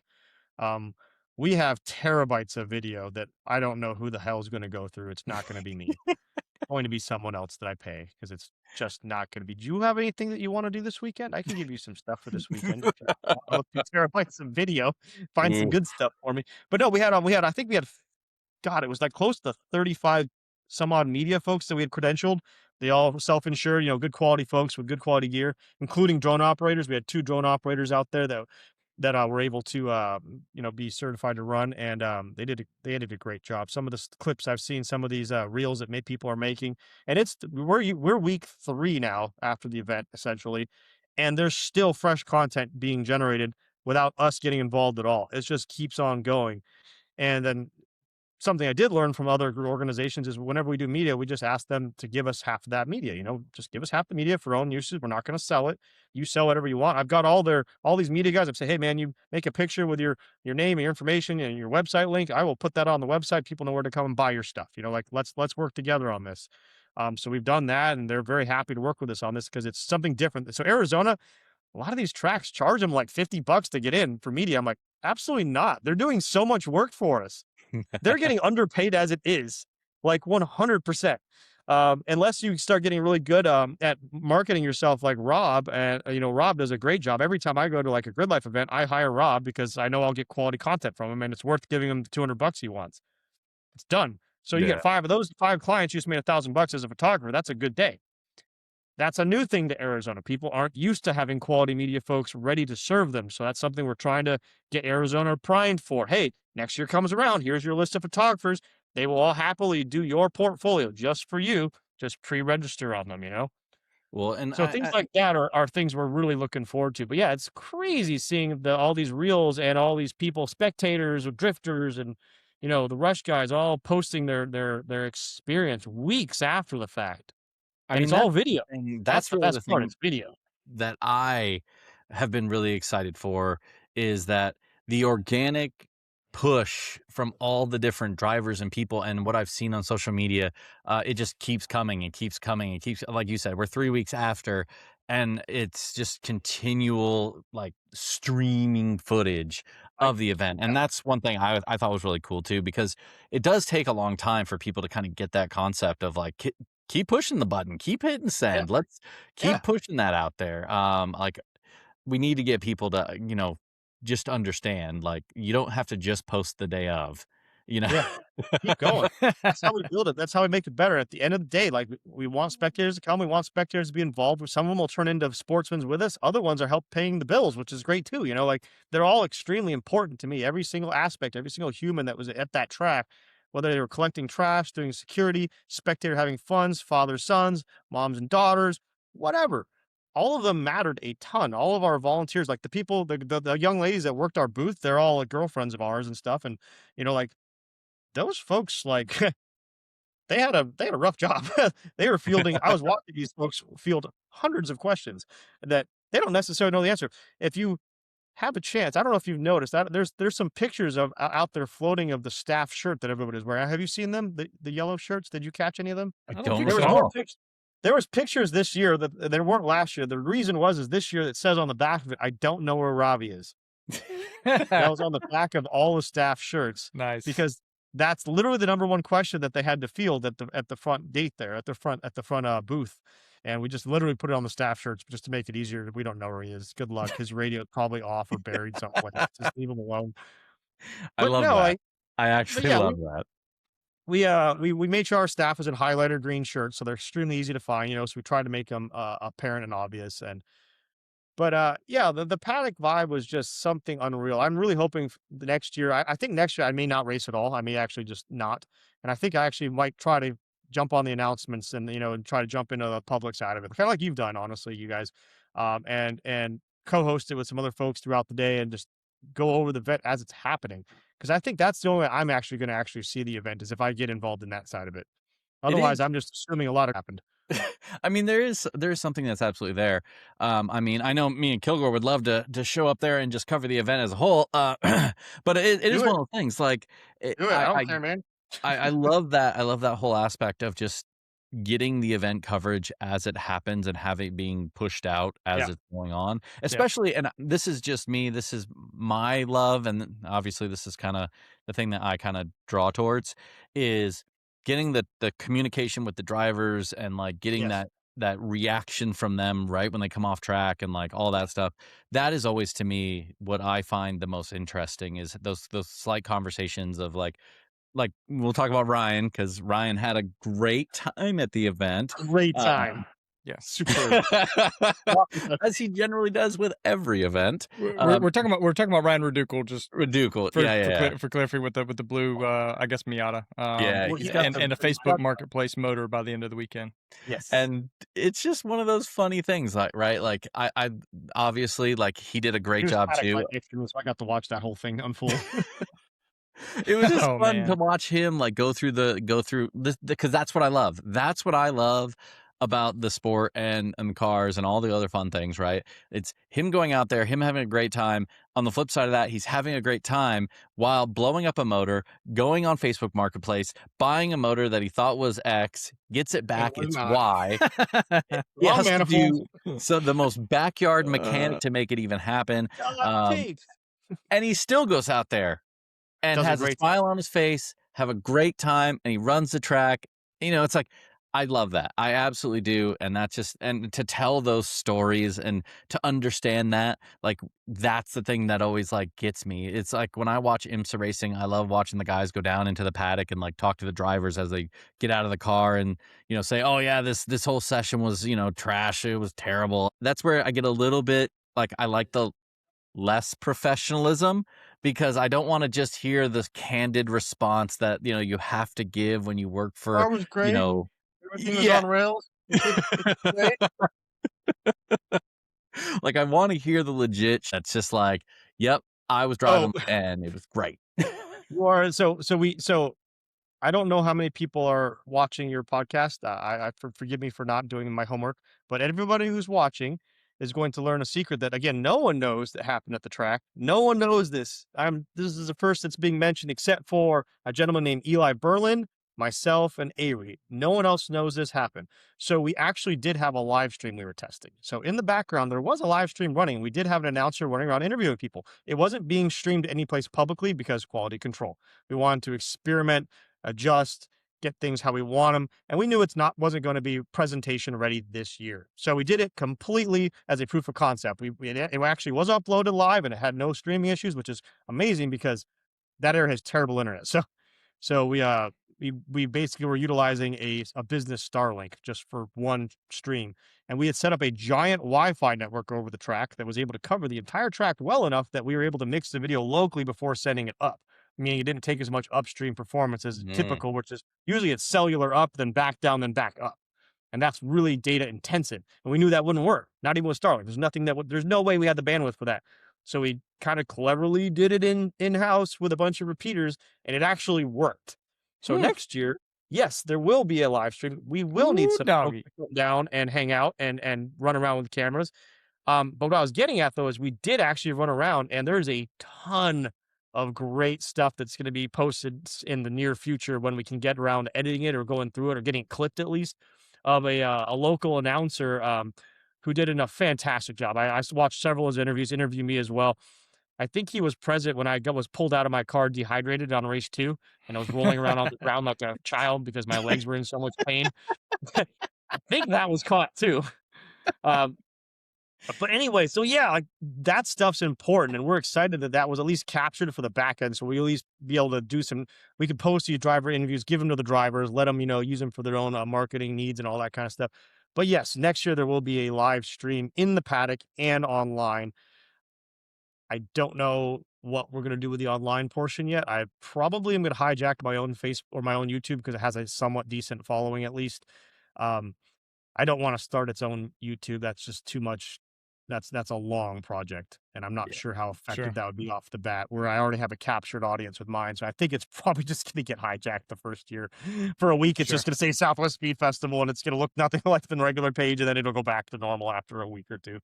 Well, I mean, I love that. I love the fact that you were thinking about that, putting that ahead of time, and then said, okay, I'm going to try this out in the background. Because again, when we were talking to Ryan Redukel in our interview with him a couple weeks ago, he was talking about maybe there being a live stream, and so we were like, we were kind of caught off guard, and we were like, wait, where, what?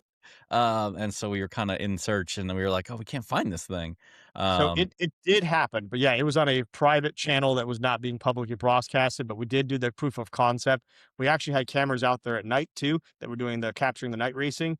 I think there was 3 cameras on track a drone, and then one in-paddock camera that was running around. I mean, So impressive and we to did say the that least. that was done in-house with, a Negrito Creek, one of the other, I'm gonna use the word partner. That's the only way to describe him. He's put an immense amount. He did all the stage work and all that, all the lighting, handled all the talent. So there's no other way to describe Eli other than a partner, even if it's not on a legal sense of terms.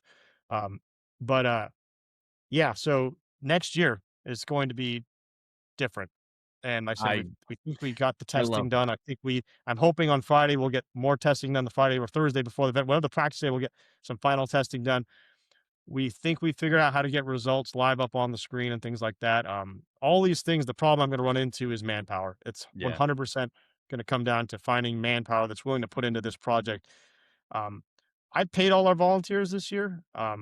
That was something I was adamant about paying every single volunteer because I want to run it like a business. I don't want any money going into the chamber until it's been paid out first. So we didn't tell anybody that. We didn't tell the volunteers that because we wanted them there for the same reasons that we're there for, which isn't to make money, but we want to thank them for their help. That will probably change next year. Next year, we will be employing people. Um, in the That's same cool. fashion. That will be the goal, is to actually employ some seasonals, and get them some extra, so get them some cash to come out and have a good time. We're going to invite everybody back that we've had this year, and they all said they'd love to do it again. Especially, they all said that before I paid them. So that's, again, I like to try things out. I like to see what the vibe is before I don't really want people doing, like, working at these events if they don't actually want to be there, you know? Yeah. So if I can just sweeten the pot and make them happy, and at the end of the day, they got paid for the job they didn't think they were getting jack crap for. Hey, that makes everybody happy, in my opinion. That is Uh, immensely awesome to hear.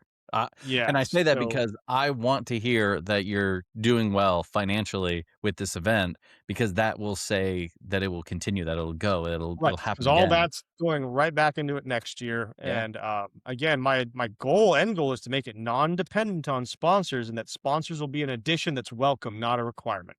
So with that statement, tell us some of your sponsors and supporters. Who's actually behind and with you in Oh Southwest man, Speed Fest? I'm gonna mess this one up, man. You guys, you're hitting me with the hardball stuff right now. While Um, you're looking all that up, I'm gonna speak for Jaeger. yes. I think two guys would in the event that you need some time attack broadcasters. I need some You're broadcasters that are going to cover the whole thing, including time attack, and they're going to have a bunch of other guys jumping in with them, talking with them all day long. all right, Because I've all got a right, all list right. of people who want to hang out with you guys. It can be your thing, but I want you to just put your arms around that whole community and get them involved. It's That would be the ask. I mean, don't even. I will say this: announcing. I've learned from Cuban, announcing at Coda for an entire day. Initially, I was like, I kind of went into it with this isn't going to be that hard, Oh, but you I were just sweating, bro. it was one of those. It was one of those, like, I hope I have enough to talk about. And by the end of the first day, I was like, I hope I have a voice tomorrow. I Yeah, hope I it's can talk tomorrow. so it might be a welcome thing having some people help rotate with you, honestly. Yes. Well, Yeah, and talking with Kyle Heyer at Grid Life, yeah, you so you awesome. I mean, you need some people who know the racing. Yeah. You need some people who know the people, Yep. the drivers. And we've kind of talked about this, right? Time attack's a little different than road racing. Little bit. Formula cars are a little different than sedan racing, right? So you kind of need to have a little bit of those. You need to have some of those Yeah, people sprinkled need to in put a who yeah, we need know to the put nuances and yeah, and provide some insight. I yeah, will say 100%. this. I do think covering racing is especially like sprint races, it's a little bit easier because it's like, oh my God, he's going for the power. Yeah, let's go. But that Yeah. excitement's welcome, and Yeah. especially because we most likely, this live stream, the announcing will be on the speakers in the paddock too. Yeah. So people will be able to get excited with you. And that's something we're really excited about, making sure that where our folks are able to engage. But yeah, we've got some local guys that are going to probably work with us next year. I'd love That's to work awesome. with you guys as well. There's so much to be covered that, like you said, there's no way that two people can do it without losing their own freaking minds. It would be. Yeah, I'd love it if you guys were there. We could plug in some other experts from the series that can jump in there and help you with that stuff. This year we did try a system out to help because we were going to have an announcer. He got sick. Oh well, it happens. We had a sheet that we sent out that was a live sheet that collected all their names and the cars and the picture of the car, so you could just pull up this sheet that was live and say, oh, there's the purple. You can sort by group. Oh, here we're in the open wheel. Oh, here's all the different cars in open wheel. Oh, that pink car, that one's Ravi Tomerlin. He's number 8. Here's his transponder number, and he's from Singapore, and he's been doing this for, like, just like you. I learned from listening, obviously, but we made it so it's something that could be actively manipulated anytime. So somebody they could literally jump on their phone and add their information right now. Yeah. Easy. That's cool. So a live sheet for the announcers to work off of, to give you something to work off, because if you don't know all of us, it's going to be tough. But at least if you have a car, make, model, and a number and some basic information about them, we can get you started. Yep. And that's honestly, that's one of the biggest things, right? It's just giving little tidflacks, like little tidbits, right? Anything Started you when he can was give. 12. Yeah, like Yeah. it's just one of those things. So tell us, Ravi, we've given you a little bit of time. Tell us about these sponsors and supporters that you got going on. Okay.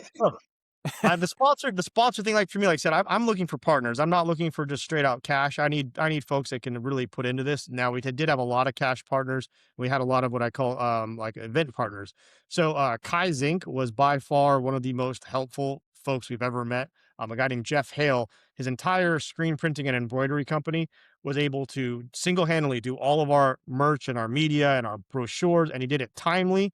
And he just took care of us on it. And I never had a question of quality. He did all the number plates. It was fantastic. He's a local business, like 2 miles down the road. And he's so awesome if you need any kind of work done. And that, I think actually, I want to say, I think GTA has used him a couple times now, and he's in Phoenix here because he's so efficient. Anyway, so he was our first one we signed on. The other one that we signed, I guess technically not the first. Podium Club was the first one we signed on. They're obviously giving us so much leeway in how we run the event, which is extremely critical to making sure it's successful. The owner has looked at me and said, hey, you do whatever you think's right. I back you 100%. Just don't make me look bad. I'm like, done. This is an easy target for me to achieve. I can do that. So Dan over there has been able to make that portion super awesome. His staff is great. There's a guy named John there who works. I just call up John. Hey, John, I need this. I told John and Robbie, the guys who worked on it, I need stands on turn 2 and a road to get there. Make it happen. I'll come back later with a vehicle, but you do that. And they lo and behold, there was a road that was not bumpy, that we could drive a E350, bus that had 40 seats in it, that we could just drive down that road in 7 minutes, a return trip, and both ways, and get people out there in a rapid pace to get them out to these stands to be seen. So that was awesome to have a partner like that. Then we had the hardest one was actually Red Bull. Getting Red Bull to allow us to use their logo and branding, that was something else, man. That started before Southwest won. Dang. Yeah. I started it probably 6 months before the first Southwest Speed Festival. So that took basically 2 years. It didn't develop fully the way we wanted to because we kind of got bad timinged out by the Ford takeover, because since Ford took over, all their properties had to change, and we didn't get the deactivations we were going to have out at the track, which really, really hurt. But I'm confident that that's a strong enough relationship we can work with it more next year. They brought out tons of product. They gave away as much product as they could. It was awesome. People got free Red Bull all night long, but we were really looking forward to having some F1 activations out there, but next year, we'll get it done next year. And then, so Liquid Molly just out of nowhere just jumped on board. They've been really trying to look towards grassroots events that are catered towards motor or motorsports related clientele. Because one of the toughest things for sponsors, right, is to pitch to these folks, hey, I need some money. I'm not going to really track any ROI for you. We're just going to put a lot of people in front of you, and you got to do the work from there, right? So what I've done my best at is curating our spectator crowd to be motorsports friendly or primed for motorsports sales or involvement. So we wanted to make sure that we weren't just bringing concert goers. We didn't really advertise concerts heavily at all. That wasn't our goal. We didn't want people coming in to the concert. Yeah. because they're not going to buy any liquid moly. The branding doesn't matter to them. They're not going to buy anything from UMS Tuning or from WDL Racing or anybody else. They're just here for the concert and they're leaving. So if that's half my crowd, I've failed as an event organizer for my sponsors. So our goal was specifically targeting folks who had motorsports tags and motorsports flags that we could run with. So we felt we did a really good job of that because I gave away so much liquid moly swag. We had swag bags that were full of all of our sponsors' gear. They were busy all day. I was watching Liquid Molly over there. He was sweating, man. There was only two of them. They were sweating, trying to answer questions and talking about oil. And good to see, right? We want to see that. So I was super happy that they jumped on. I haven't downloaded with those guys yet. I'm hoping through soon so I can hopefully get them. I'm hoping they had a great time and they're ready for next year. Like I want them signed on. I want them there. I want their presence there. The other big series sponsors are obviously UMS and then WDL. My company is WDL. People think that that it's just an automatic sponsor. It's a separate company, so it has to do its own work to be involved. So we donated money towards lighting, so we took care of most of the lighting bill, which is a pretty large bill as you can imagine to light an entire racetrack with portable lighting. Um, I think it was something like $6,000. Anyways, Wow, those light alls and the generators that run those are not a cheap. lot of fuel. Yeah, so that was WDL's portion. UMS put in all the back end work for the time attack. Tremendous amount of work there, plus some cash as well. So again, can't thank them enough for being involved. We also had a couple other sponsors that we called them gold sponsors, or guys who, again, these guys were willing to throw down a couple $1,000 just to make this happen because they believe in what we're doing. So we had Ripardo Veloce, which is a motorcycle company that, as you noticed, there weren't any motorcycles there. We're trying to change that. So they put up a driver's lounge for everybody, so all the drivers had a nice place with some refreshments and some seats to sit down and tables that weren't taken by the general public. So they always had a place to hang out. So that was awesome. We had a company called Desert Vintage Restorations. They've supported us 2 years in a row now. These guys, it's a family-owned restoration business. Great guys, two sons and a dad. And they've come out with these really cool classic cars and show them off, and they hopefully they make some business off of us, which it seems like they have every year. So I'm super happy to have them on board. We had Autobahn Tinting, which is actually, if you know Brody Matthews, he runs with GTA and Grid Life a bit. His company was out there with I think their Mini unfortunately broke, so they just were setting up and showing off their product, which was appreciated. We already talked about Negrito Creek, guys who did all of the audio video. All of it, including soundstage, the actual stage itself, all the rigging, thousands of dollars invested. Wow. We had AutoCorrect, which is another local repair company. He was out here. He put in some cash again because he's actually the guy who fields those Corvettes that Eric Kennel drives. So the guys who win put money right back in the system. How awesome is that, right? We had Hassport out there. Everybody knows Hassport. Hassport's right down the road from our shop. They dumped a couple grand in for us. They did a prize for fastest Honda overall and fastest front wheel drive Honda. So we had HKS, big name right there. Everybody knows HKS in the automotive Can't tell world. the truth. HKS corporate's about 5 miles away, so they jumped on board. I'm hoping they had a great time. They were a vendor last year, and they decided to go from vendor to sponsor. They had a tremendous booth that was, again, always busy. We had World of Racing. They brought out 2 very high-level simulators that are, full motion rigs, and they put them in the paddock and let people use them all night. That's awesome. Yeah, setting fast laps, doing a time attack. They were there all night, all the way into the evening where other vendors had already gone home for the night. They didn't care. They sat there. They were running at 11 o'clock at night. I was blown away. Yeah, like that was so cool to see those guys out there supporting. They're a new company to the Valley, so that was awesome. We had a ton of vendors as well, and again, they all kicked in, $250 to $500. We had anything from Dial Dynamics, JDL Auto, Scottsdale Car Care. Yeah, the list of vendors was way too longer, much longer than the sponsor list. But the overall trend is that we had a uptick in sponsor count and an investment. So we're super happy with that. That's the right We way to even be had a going. place- Yeah, we had a tech company called Arcus Foundry. Arcus Foundry jumped on board with something called SparkForge. SparkForge is a back end system that allows me and my team to access all of our social medias across all platforms, not just Meta, all platforms in one location, including emails, TikTok, YouTube comments, everything. 1 point. Hmm. Lifesaver. That's Like, nice. That's you a can bunch of post time from there saved. too. Yeah. Yes, it made me not have to log. I could quickly log in and hit all the messages at once, and I don't even know which. I mean, I can look it up, but I don't even know which system I'm responding to. It's just a message at this point, you know. Yeah. But they And it all come doesn't in the need, same. you They don't look need to exactly know. the same. I don't You need just, to know where it came from, TikTok or YouTube. I'm just responding to these messages. That was super awesome. Um, yeah, it's just it was just an incredible conglomeration of so many folks just getting involved, and we can't thank them enough, and we hope they'll get involved next year. You know. well, so here's the next question. So what's next? Ha! What's next year? So there's a general assumption that there will be a next year. And the assumption has been made by everyone besides myself or Chris or Avery. Um, so the three people who have to deal with it we have not publicly said there will be a next year. It was, for me specifically, it was actually a full-time job. It was 9 months of working approximately 40 hours a week on top of my 40 hours a week, which it's not good for home life.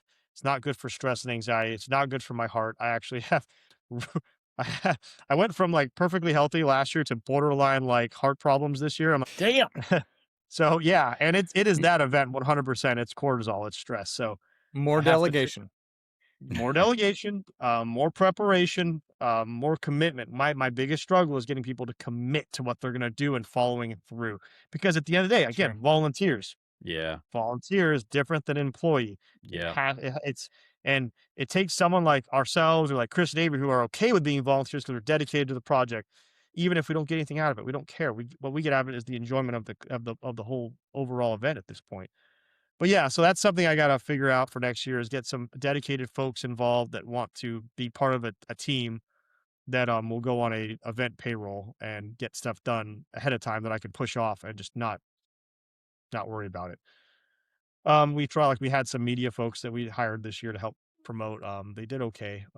It's a learning process, obviously. Learning someone else's brand rapidly is tough. So expectations for year one were kind of low on hired media. You know, I have higher expectations for year two, honestly, because got so much content that people can use now. Um, I think the future, like I said, motorcycles. I'm hoping that's a big expense because I have to have two ambos now. Because if one ambo goes out for a bike, the whole event has to stop. So you got to have two just in case. That doubles cost on ambo Yeah. rapidly. Most likely what will happen is there'll be a 1 day only type of thing. That way I can minimize that cost to 1 day. It's more absorbable. In fact, their registrations would probably cover it so that I'm just losing the time on track. So as long as the time on track lost doesn't eat into anybody else's run groups, it's a win-win-win. Everybody this year told me bikes won't work. They were right to the sense that I couldn't get them to register. I only got 8 bikes registered. I needed 25 minimum. They all wanted to register, but they refused to register in advance. They wanted to register 2 weeks out. I'm like, Nah. I can't. I've got 30 cars on the wait route for Time Attack. I'm just going to open up another Time Attack group. Yep. That's dedicated to income and it pays better. So Yep. the math's got a math. So I'm going to try with Reparto. We're going to try to figure out how to get them involved next year in a safe manner that works. Except I think the 3-day format is the secret. I really do. I think that's the really way to do it is just to prioritize 2 of the days towards the festival side, 1 of the day just toward having a good time. And then working with like I said, working with these guys trying to do this some sort of 6-hour enduro. There's a lot of demand for it. To me, it's a no-brainer. If you've already got the track rental, you've already got the lights rented, you've already got staff here, it's a freaking no-brainer to run an enduro and just capitalize. Because enduros do things a little differently. They don't do it like one car is $500. Usually you charge like $300 for the car, then $200 per driver. So Yeah. if they have 4 drivers, they get to spread the cost out. So it's cheaper for them, but then each registration is exponentially more profitable Yeah. because it's taking up the same time space. So from an organizer's point of view, I love the idea of an enduro, man. That's money to put in the bank, man. I love that idea, and I love making it cheap so they can do it because then they don't have to pay full price. Because if an enduro of 20 cars wants to rent Podium Club, it's going to be $1,000 for the car and $500 per driver. That's what it'll cost. It's not feasible. It's not feasible. Whereas if we can drop that cost to 33% of that and just run them on a day that we were already running anyways, and the rental's already there, and people get to see enduro now, they can see racing all night, all night at night. No brainer. Rallycross, I want to see it. It's going to be difficult. It's just going to be It's all difficult. achievable with time, effort, money, dedication. Like you said, I think with the right employees / volunteers, I think the biggest thing that you're going to be looking at is, and kind of something I wanted to point out. You said a minute ago, right? It's finding the right people, putting in the right places, and letting them, spread their wings and Letting them go. fly. Letting them Um, roll. and that's going to be the ticket. And as you go through, and you're going to find some people, and they're going to do amazing. And you're going to find some people that can't handle it, that are going to balk out, and that's fine too. But I'm excited. I'm excited to see. I'm gonna go ahead, and I'm just gonna say we're expecting it, Ravi. So we need a third year, okay. But I do hope that is Hey, going to be the case.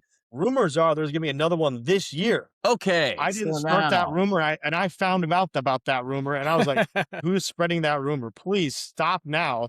This is a terrible."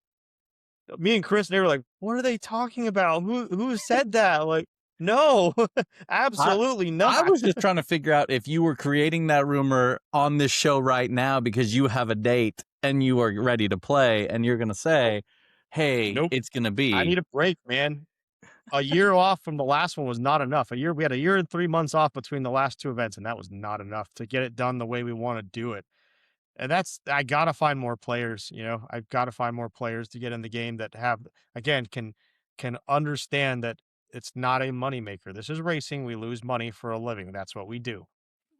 If we can break even on our expenses and pay our people, I'm thrilled. I have to find a way personally. I personally have to find a way to get it worked into my life, um, to where I can take enough pay from it that I can subsidize my work here, because otherwise it's not feasible health wise. The other 2 guys, they have full-time jobs too, but they don't have to spearhead nearly as much as I do. And at the end of the day, my name's on all of the paperwork. So I have to be the one responsible for all of it. That's how it is. Yeah, that's what being the big man on campus does. That's what you have to be. You have to be that guy. So, man, well, this is what I have to say, Robbie. I am more than excited about the turnout of Southwest Speed Fest. I'm excited for what I'm going on the limb for what you're gonna bring in the future. I'm excited for all the different attributes of what might be's and could be's and how this could end up as.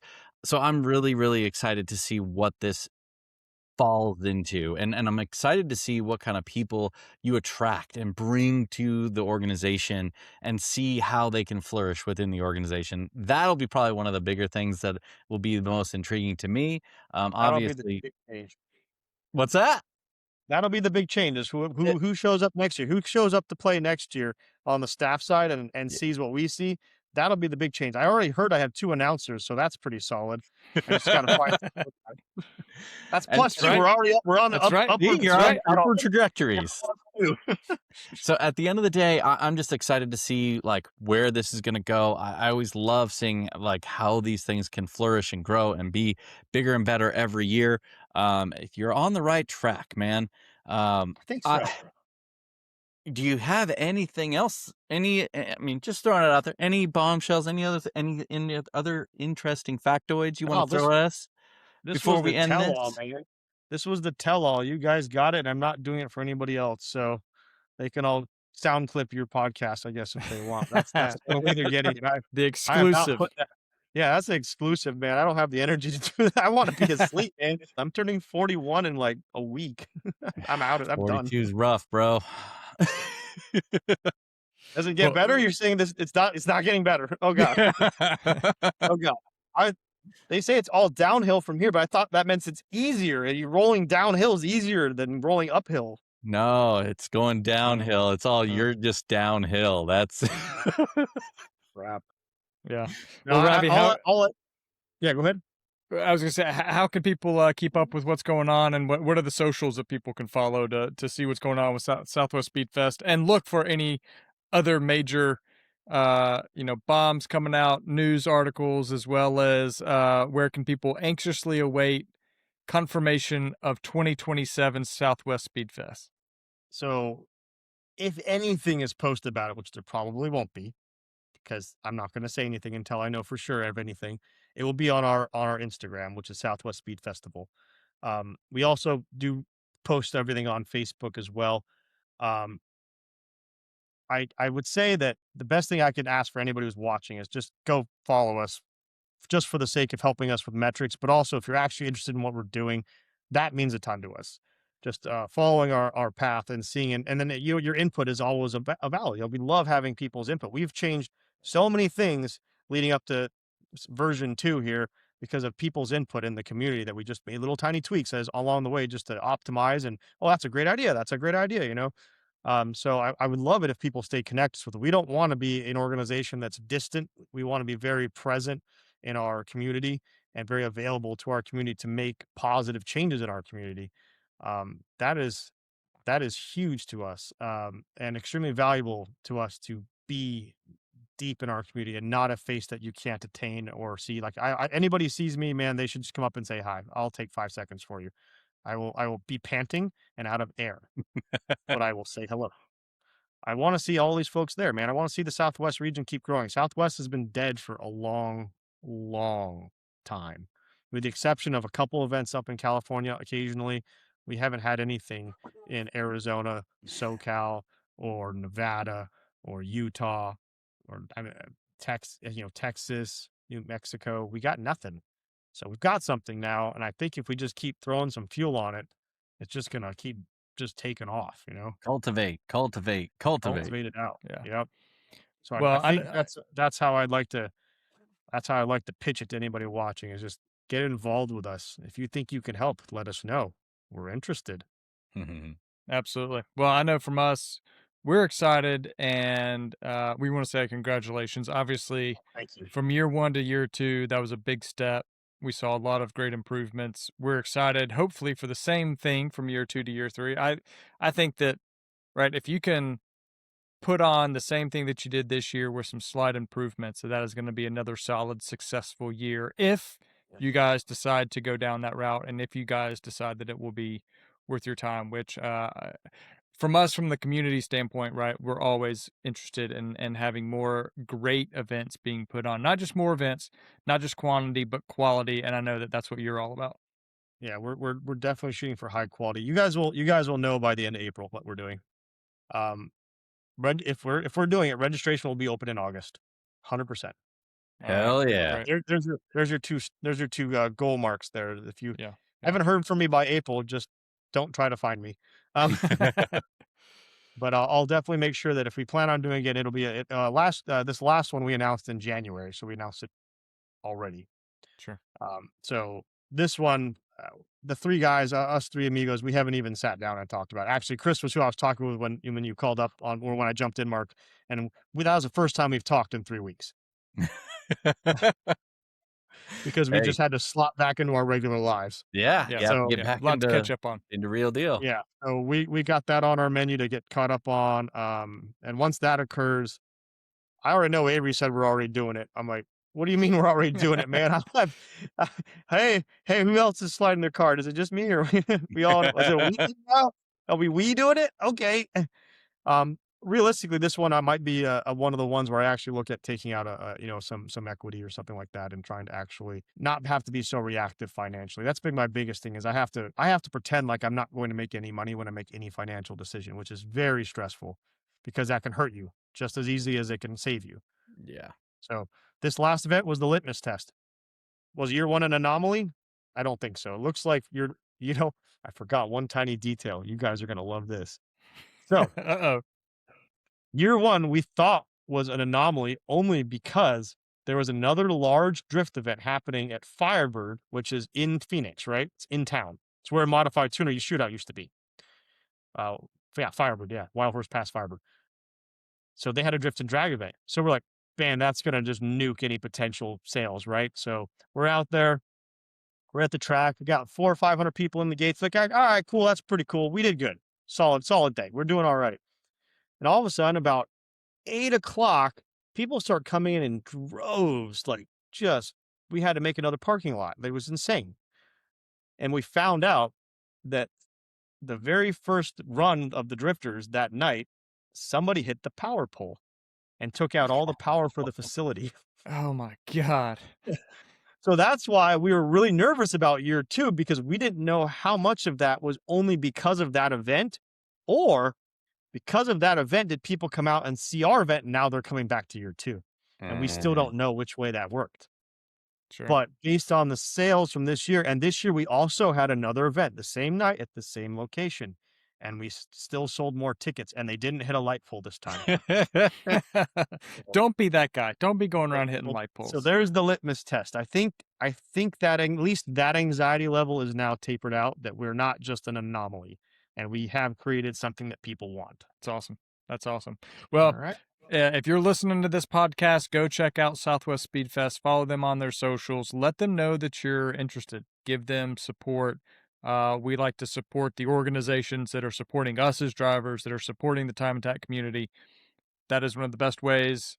Obviously, the best way is to actually buy a ticket and go check out the event, which, Jager, I think we're going to have to get out there. I think we're going to go see what's going on. I'm looking forward to it. Ravi, obviously, you briefly mentioned WDL. Let's get some love to WDL. How can people follow that? And what do you guys do in WDL? And I say that because obviously for the majority of people, they're about to begin their. There we go. He's got the camera panning around. A lot of people are about as many headaches as possible, and we try to make them less headaches for the owners. There you go. So that's our goal. It goes way back there. There's a Formula 3 car back in the corner over there. A bunch of the cars that were racing at NASA are right here. A bunch of the cars at Southwest are all here, just getting touched up. So that's what I do. I help people figure out how to get into the sport. I get them safe. I get them their helmets. I get them their fire equipment. I make sure to advise them on best etiquettes, best practices for first aid. I get them hooked up usually with NASA. NASA's a tremendous starting point, in my opinion, with one of the best HPD intros on the planet to get people started in a very safe, non-reckless manner, which develops a very, very even playing field in driver skill set and mindsets. I think its attitude is everything. It really is. And I love how NASA makes attitude everything when it comes to HPD 1. But yeah, so WDL, we're out here just trying to make more people interested in motorsports, trying to get the people who are already interested in motorsports, making sure they're safe. So I don't have to hear about my friends getting hurt because they didn't know about a particular piece of gear or how to use it. Exactly. I've been in business for 11 years, and before I was in business, I saw fires happen all the time and people get hurt all the time. I saw people in DE get hurt all the time because they didn't have Hans devices on. I don't think I've seen anybody get hospitalized lately, because I'd say about 60 to 70% of HPD guys wear Hans and suits now in our region, which is insane. Because when I started, I was the only guy in a suit for a long time. Yeah. Because people didn't understand it. They didn't think about it. It wasn't brought to their attention. They didn't think about, oh, it's not a race car, so it can't catch on fire. No, it doesn't care what grip it's in. It's just going to light itself up. In fact, half of the race cars are better prepped than the street cars in terms of safety. So anyways, that's what WDL is. That's what we do here. I'm going to continue doing that as long as I can feel like my voice is heard and it's useful. Yeah. Just, what's the website for that? Racing.com, also known as WeDon'tLift.com. That's It is right, the yeah. same company, same website. If you're looking for those 2025 helmets, go check out I have 9 WDL. of them left, and Oh, wow. there Good. are That's not good to hear. any out there. That's more than most people have right now. So if you want a Bell Carbon, I have a decent amount of R7s and M8s. That's awesome. All right. Well, Ravi, thank you. It's always good to have you on, and we will check back in with you for sure. Speaking of Instagram, you can follow us, the podcast, on Instagram at Perfect Lap Podcast. You can also check out our website, perfectlappodcast.com. If you want to email the show, you want to get in touch with me or Jager, you can email us at maximumattack@perfectlappodcast.com. That's maximumattack@perfectlappodcast.com. We've got a ton of content. Obviously, for a lot of us, this is downtime. This is the off season. We know a lot of you guys are in your garages wrenching on your car, so we want to be pushing out the content to you guys so that you can turn us on while you're in your garage and listen to us. So we're going to have a bunch of stuff coming out. We usually release episodes every other Thursday. You can find us on YouTube, Apple Podcast, Spotify, and Amazon Music. As always, thanks for listening. We hope you enjoyed this episode with Ravi and Southwest Speed Fest. For all you time attackers out there, keep pushing, go fast, take chances. We'll see you in the next one. Ravi, it was a pleasure. Pleasure's mine.